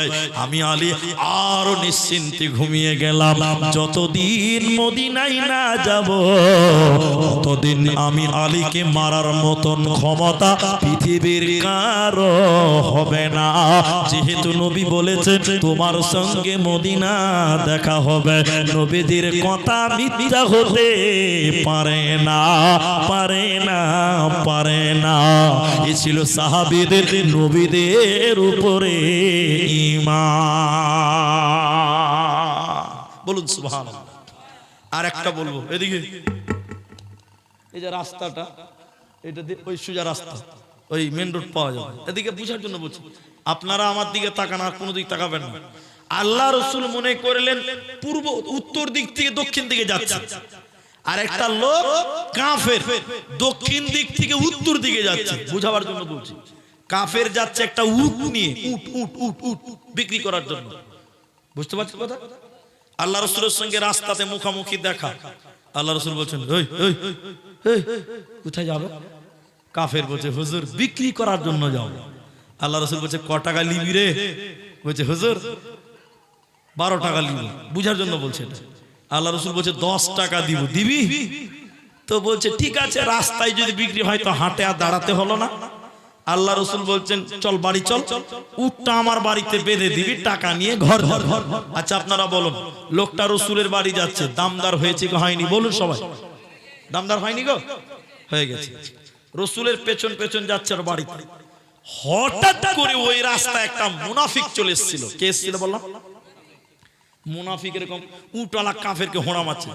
এই এই এ ভাই, এ ভাই, ক টাকা দাম হলো? ক টাকা দাম হলো? তো লোকটা কাফের বলছে যে 10 টাকা দাম হয়েছে ভাই। তোর মুনাফিক বলছে, মাত্র 10 টাকা ভাই, এর দাম তো 18 টাকা হতো। তখন এর মনে একটা খাটকা লাগলো। কি বলছে, লাগবে না? তাহলে আমার 8 টাকা লস। এর মানে একটা কনফিউশন তৈরি হবে কিনা? এবার কাফের খালি বলছে। আল্লাহ রাসূল বলছেন, এই কি হয়েছে রে? বলছে, হুজুর দামদারটা ঠিক করে নেওয়াই ভালো, বাড়িতে যে ঝামেলা না করাই ভালো। এই যে আপনারা বলুন দামদার হয়েছে কি হয়নি? ও তো বেঈমান, ও তো ঈমান না। তা আল্লাহ রাসূল বলছে, তোর সাথে যে দামদার হলো রে, না ও কথা বললে হবে না, আবার দামদার করতে হবে। আল্লাহ রাসূল বলছে, দামদার হয়েছে। কাফের বলছে, হয়নি। এই করতে করতে করতে করতে চেকপোস্ট চলে গেছে। বুঝার জন্য বলছে। তো একটা সাহাবী রাস্তা ধারে দেখছে চেকপোস্টে যে কি ব্যাপার। রাসূল বলছে দামদার হয়েছে, ও বলছে হয়নি। বাকি কিছু জানে না ওই লোকটা সাহাবী। অনেকক্ষণ কথা বলার পর উটওয়ালা কাফের বলছে, হুজুর আপনি যে বারবার বলছেন দামদার হয়েছে, তা আপনার কাছে কোনো সাক্ষী আছে? আচ্ছা আপনারা বলুন, রসুলের কাছে সাক্ষী আছে? নাই। যা, রসুল তো তাহলে মিথ্যাবাদী প্রমাণ হয়ে যাবে। এখনই যে রাস্তার ধারে সাহাবী আছে, ও সাক্ষীর কথা শুনে বুক উঁচা করে এসে বলছে আমি সাক্ষী আছি, উট ছাট হচ্ছে চামড়া তুলে নিবে ভয়। উটওয়ালা তাড়াতাড়ি উট ছেড়ে দিয়েছে, টাকা দিয়েছে, আল্লাহ রাসূলকে ডেকে বললেন, এই আল্লাহর বান্দা, এই উটওয়ালা কাফেরের সঙ্গে যখন দেখা হলো তখন তুমি ছিলে না, যখন দামদার শুরু হলো তখন তুমি ছিলে না, যখন দামদার শেষ হলো তাও তুমি ছিলে না, এত পথ হেঁটে এলাম তাও তুমি ছিলে না, ঝগড়া শুরু হলো তাও তুমি জানো না, শেষের বেলায় কি দেখলে, কেমন করে তুমি সাক্ষী দিলে বলো? সাহাবী বলছেন, ইয়া রাসূলুল্লাহ, আপনি বলেছেন নামাজ পড়ো জান্নাত পাবে, আমরা কোনোদিন জান্নাত দেখি নাই। আপনি বলেছেন গুনাহ করিও না, জাহান্নাম থেকে বাঁচবে, আমরা কোনোদিন জাহান্নাম দেখি নাই। নবী গো, আপনার কথাকে বিশ্বাস করে ঈমান টিকে আছে। আপনার মতন লোক একটা উটের ব্যাপারে মিথ্যে কথা বলবে, এটা কোনোদিন হতে পারে না, পারে না, পারে না। এই ছিল সাহাবীদের, নবীদের প্রতি ঈমান। আল্লাহ তাবারাক ওয়া তাআলা বলেন, ওয়ান নাবিয়্যিন, নবীদের উপরে ঈমান। ভাই এখন একটা কথা বলবো, কেউ রাগ করবেন না। এখন আমার ঘড়িতে বাজে 12টা বেজে 20 মিনিট। আপনাদেরকে আরো আধা ঘন্টা টাইম বসতে হবে। কারো অসুবিধা আছে? সবাই হাত তুলেন, সবাই হাত তুলেন। পুরুষ মানুষ, মেয়েদের হাত তুলতে হবে না। এই হাত নামাইছে কেন গো? 5G স্পিডে হাত নামছে। একবার বলুন নারায়ে তাকবীর। আধা ঘন্টা আগে উঠবো না, বলুন ইনশাআল্লাহ। বাস না, ওইদিকের লোক ইনশাআল্লাহ বলছে না, ওরা পালাবে, বুঝতে পারছে। পালাবেন নাকি যে ভাই? আধা ঘন্টা আগে কে উঠবেন না, বলুন ইনশাআল্লাহ। হ্যাঁ, শুধু শুধু পেশাব যার লাগবে সে উঠবে, বাকি কেউ উঠবে না। আরে বসেন, বসেন, বসেন। আমার ভাষা আপনি বুঝবেন না, গাজাল শুনবেন বলছি। শুধু পেশাব যারা করবেন তারা উঠবেন, বাকি কেউ উঠবেন না, ঠিক আছে ভাই? আধা ঘন্টা উঠবেন না। শুনেন তাহলে, দুটা সাহাবীর বললাম, একটা বেঈমানদের বলি, এটা মুনাফিকের বলি। দেখ, কবরস্থানের জালসা, ভাই আমি কিছু চাইবো, আপনারা কেউ উঠবেন না। আরেকবার বলুন ইনশাআল্লাহ। পানি দেন আমাকে, একটু পানি দেন ভাই। তো এটা মুনাফিক রাসূলকে কেমন ঈমান আনতেন। ওই লোকটা উঠছে কেন গো? পেশাব লেগেছে নাকি গো? হ্যাঁ, ভয়ে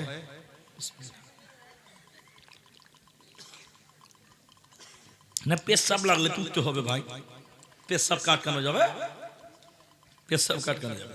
একটা জালসাতে, ওই দিককার জালসা, ওই দিককার মানে বিহারের দিকে তো, কাটিহার পূর্ণিয়াতে একটা জালসাতে, এদিকে আবার ঘুজুর ঘুজুর করছে।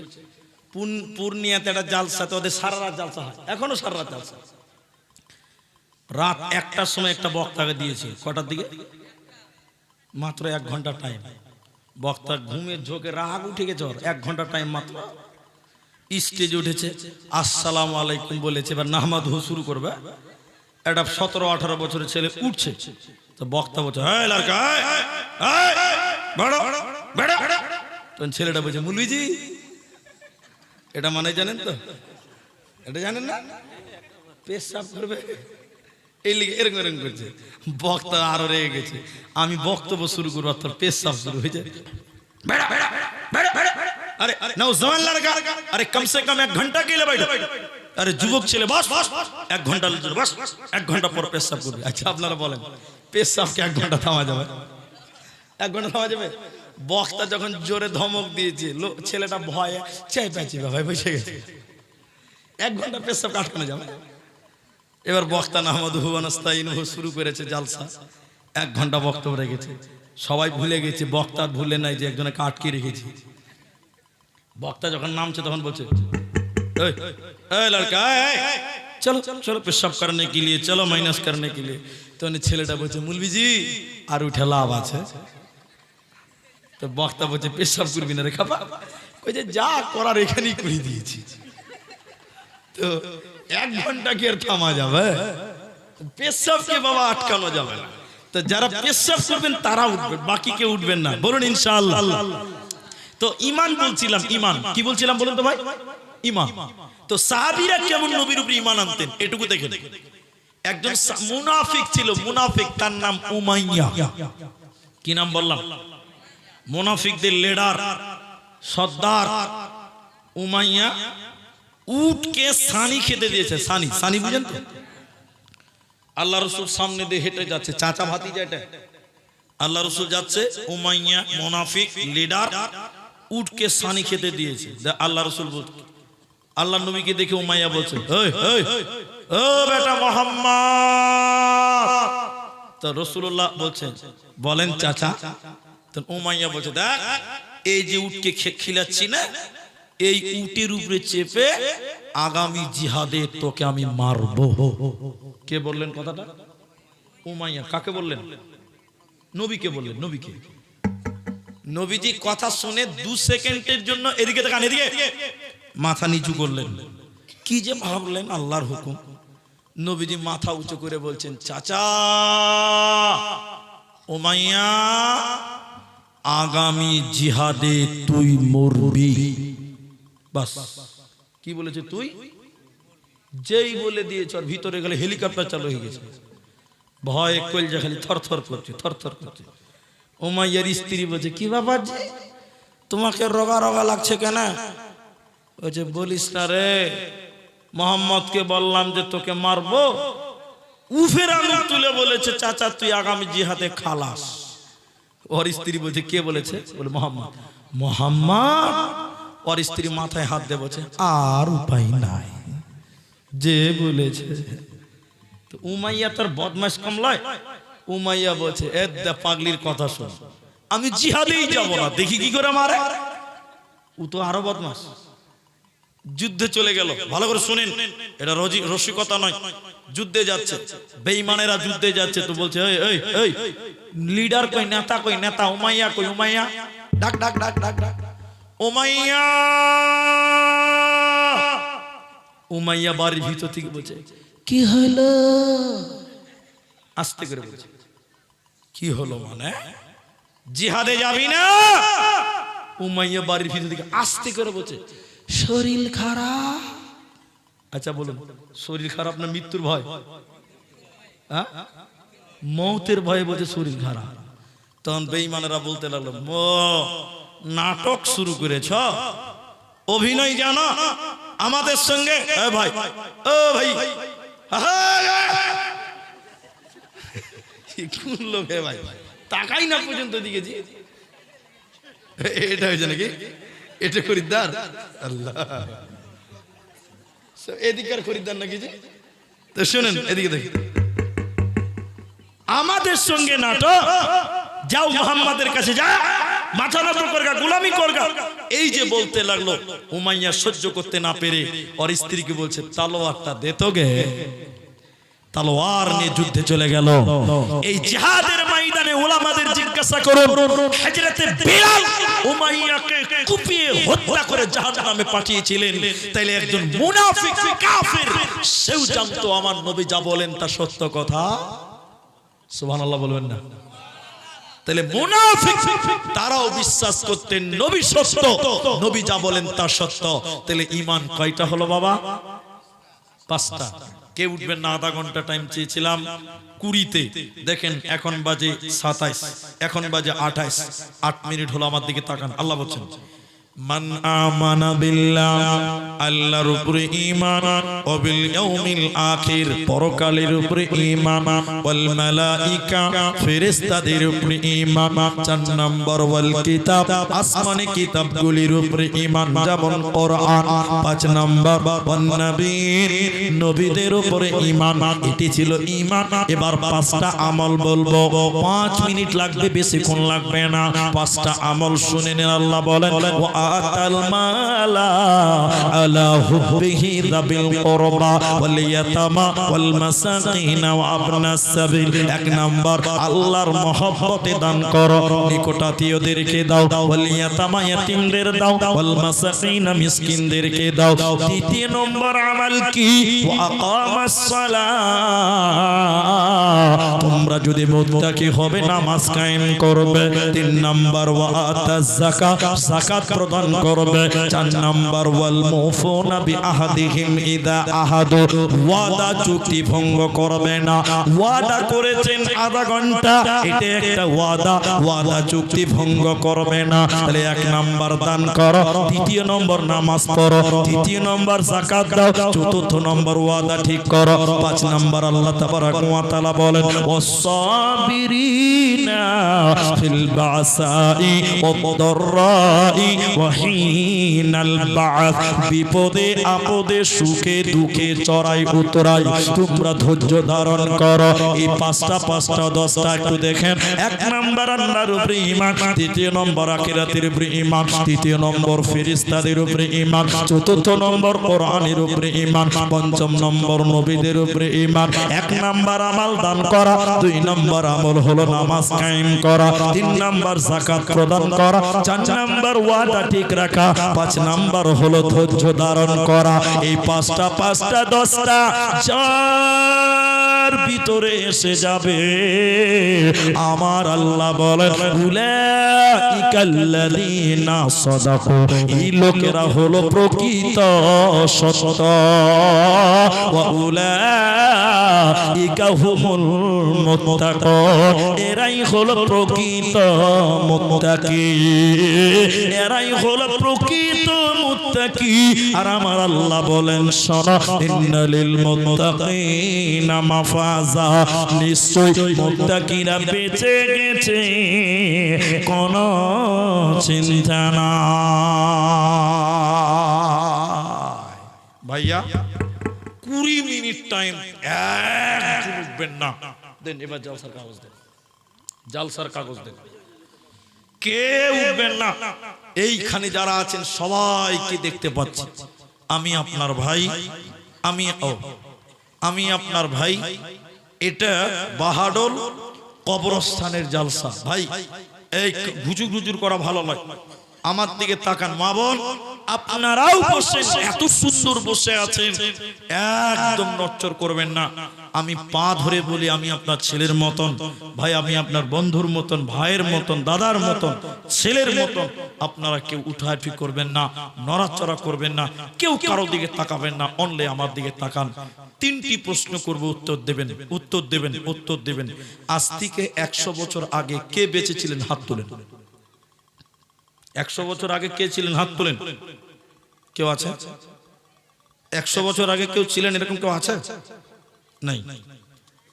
100 বছর পরে কে বাঁচবেন? হাত তোলেন। গ্যারান্টি দেন যে আমি 100 বছর পরেও বাঁচব। কেউ হাত তুলতে পারবেন? মুখ খুলে নেবেন, পারবেন?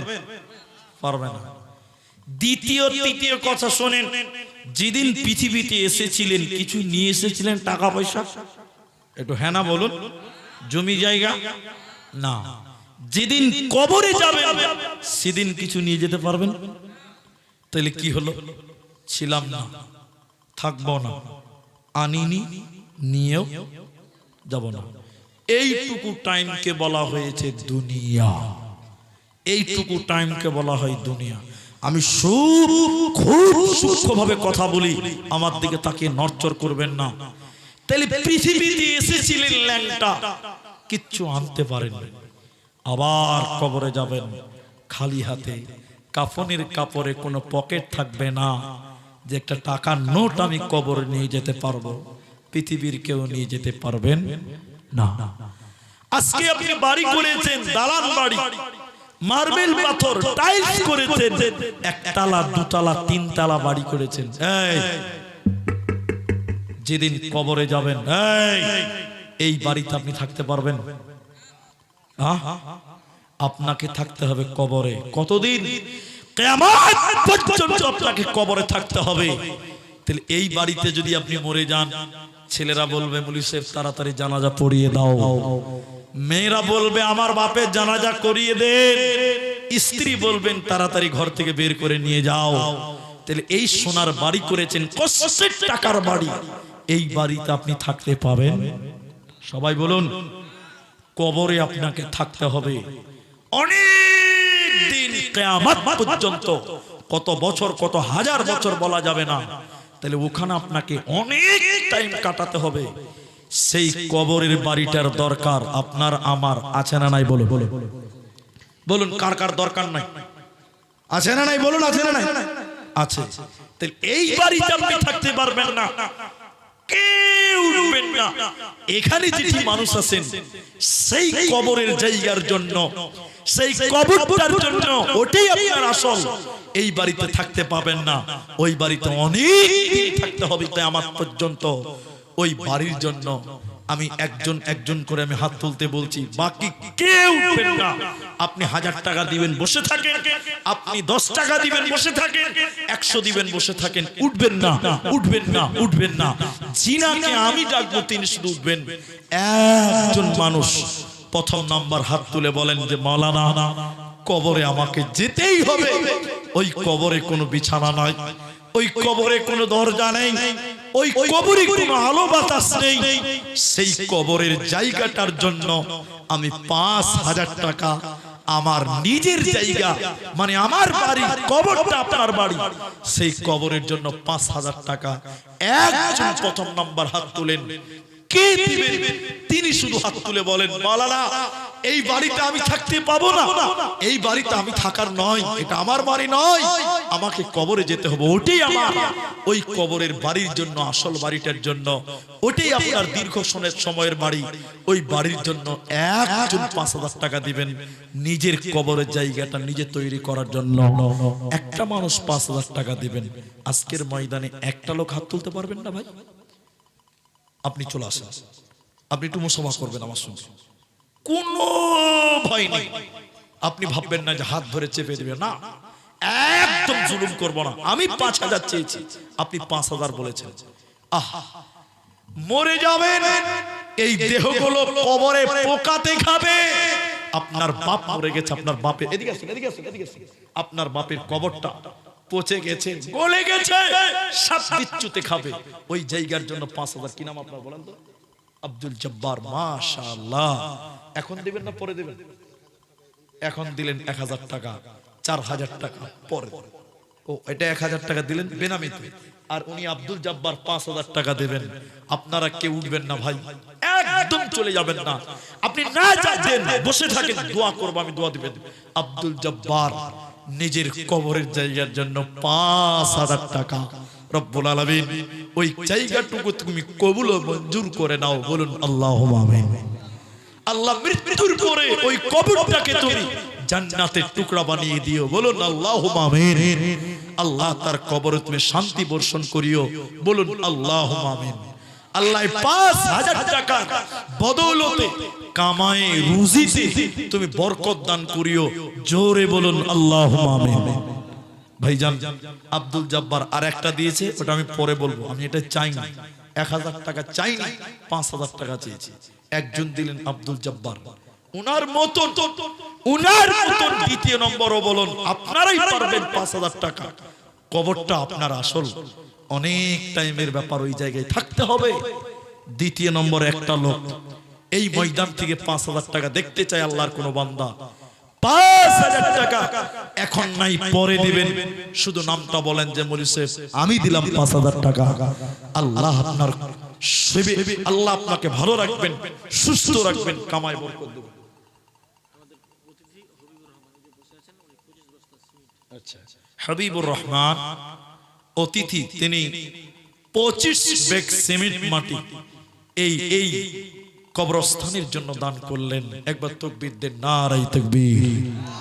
আল্লাহ তুমি তার কামাই রুজিতে বরকত দাও। বলুন আল্লাহুম্মা আমিন।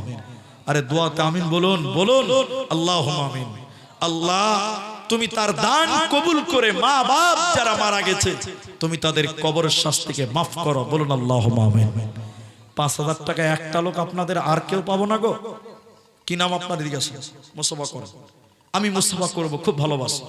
আপনাদেরকে থামেন, একটু থামেন, এদিকে যে সামনে থেকে যেগুলো কি না, আপনার বাবা মারা গেছে, বেঁচে আছে, কি নাম আপনার? সাদ্দাম হোসেন। বাবা বেঁচে আছে, আরে যোগ্য বাপের যোগ্য বেটা। আল্লাহ তুমি তার আব্বার নেক হায়াত দারাজ করো, বলুন আল্লাহুম্মা আমিন। আল্লাহ তুমি ভাইয়ের কামায়ে তুমি বরকত দাও, বলুন আল্লাহুম্মা আমিন। 5000 টাকা আল্লাহুম্মা সাল্লি আলাইহি আল্লাহুম্মা বারিক আলাইহি। রব্বুল আলামিন আমার সাদ্দাম ভাইয়ের মনের মাকসাদকে তুমি পূরণ করো, আর একবার বলুন আল্লাহুম্মা আমিন। মা বোন, আপনাদের ভিতরে কেউ কি নেই 5000 টাকা একটা দেবেন? ও মা জননীরা, ও মা বোনেরা, মমতা ব্যানার্জি আপনাদেরকে লক্ষ্মীর ভান্ডার দিয়েছে, ওই লক্ষ্মীর ভান্ডারের 1000 টাকা করে আপনারা দিয়ে পাঠান। কিন্তু এদিকে তাকান, এদিকে ওইদিকে তাকাবেন না। 5000 টাকা দুইজন দিলেন। এ দেখেন মাওলানা বসে আছে, হাদিসের ভিতরে আছে ইন্নাল্লাহা বিদ্রুন, নিশ্চয়ই আল্লাহ বেজোর। আল্লাহ জোড়া না বেজোড়া ভাই? বলে না কথা। ইহুব্বুল বিতরা, নবী বলছেন আল্লাহ বেজোরকে ভালোবাসেন। দুইজন হলেন 5000 টাকা, দুইজন জব্বার, আব্দুল জব্বার, সাদ্দাম, দুইজন। 3 নম্বর আরেকটা বেজোর হয়ে যাবে ইনশাআল্লাহ। আমি আপনাদের আধা ঘন্টা টাইম চেয়েছিলাম, 3 নম্বর আর একটা লোক হাত তোলেন যে 5000 টাকা কি করবেন? মরে গেলে কোনো লাভ হবে না, সব পড়ে থাকবে। 1 মিনিটের ভিতরে বলুন 3 নাম্বার আরেকটা কোন ভাই, কোন বন্ধু, কোন বাপসি, কোন আমার ভাই জান আর একটা 3000, 3 নাম্বার 5000 টাকার একটা আবেদন করলাম। কবরটা আসল ঠিকানা, ওই জায়গায় আপনার কোনো রেহাই নাই, যেতেই হবে। ওই জায়গার জন্য আমি চেয়েছিলাম। এটা খেলতামাশা নয়, এটা ধুলোমালিন নয়, এটা রংলীলা নয়, এটাই সত্য।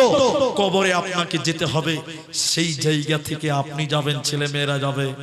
5000 টাকা 3 নাম্বার, 3 নাম্বার, 3 নাম্বার। আর একটা লোককে হাত তুলবেন না ভাই?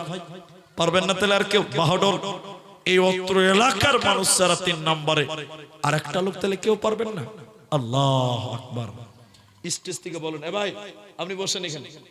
আমি আপনাদেরকে বলছিলাম যদি পারে আর একটা লোক দিন বেজুর হয়ে যাবে, বিশ্বাস করুন আল্লাহ রহমান। বলুন কি ছিল ওটা? একজন ছেলে দিল ওনার বাবার নামে, মানে মৃত্যু বাবা আজাদ তালিক নামে ওনার ছেলে দিল 5000 টাকা। আল্লাহু আকবার। মৃত্যু বাপের জন্য 5000 টাকা আজাদ।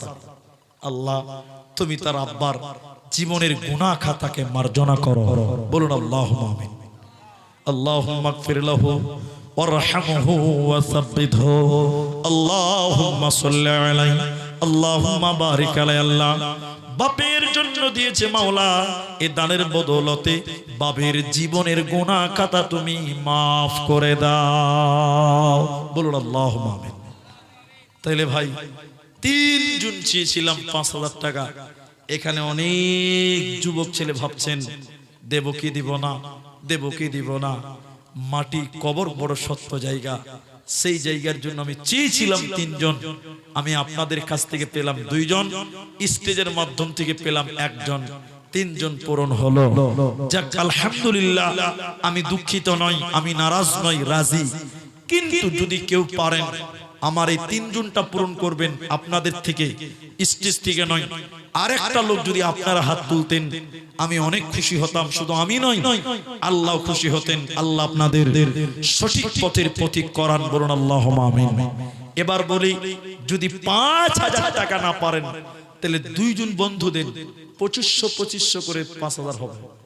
2500 টাকা একটা হাত তুলেন, আপনার দেখে আরেকজন আসবেই আসবে ইনশাআল্লাহ। 2500 টাকা একটা শুরু করেন, আমি 2 জন মিলে 5000 টাকা হবে। একটা 2500 টাকা, 2500 টাকার দাতা আমি আপনাদের কাছ থেকে চাই। ভাই কেউ পারবেন না 2500 টাকা?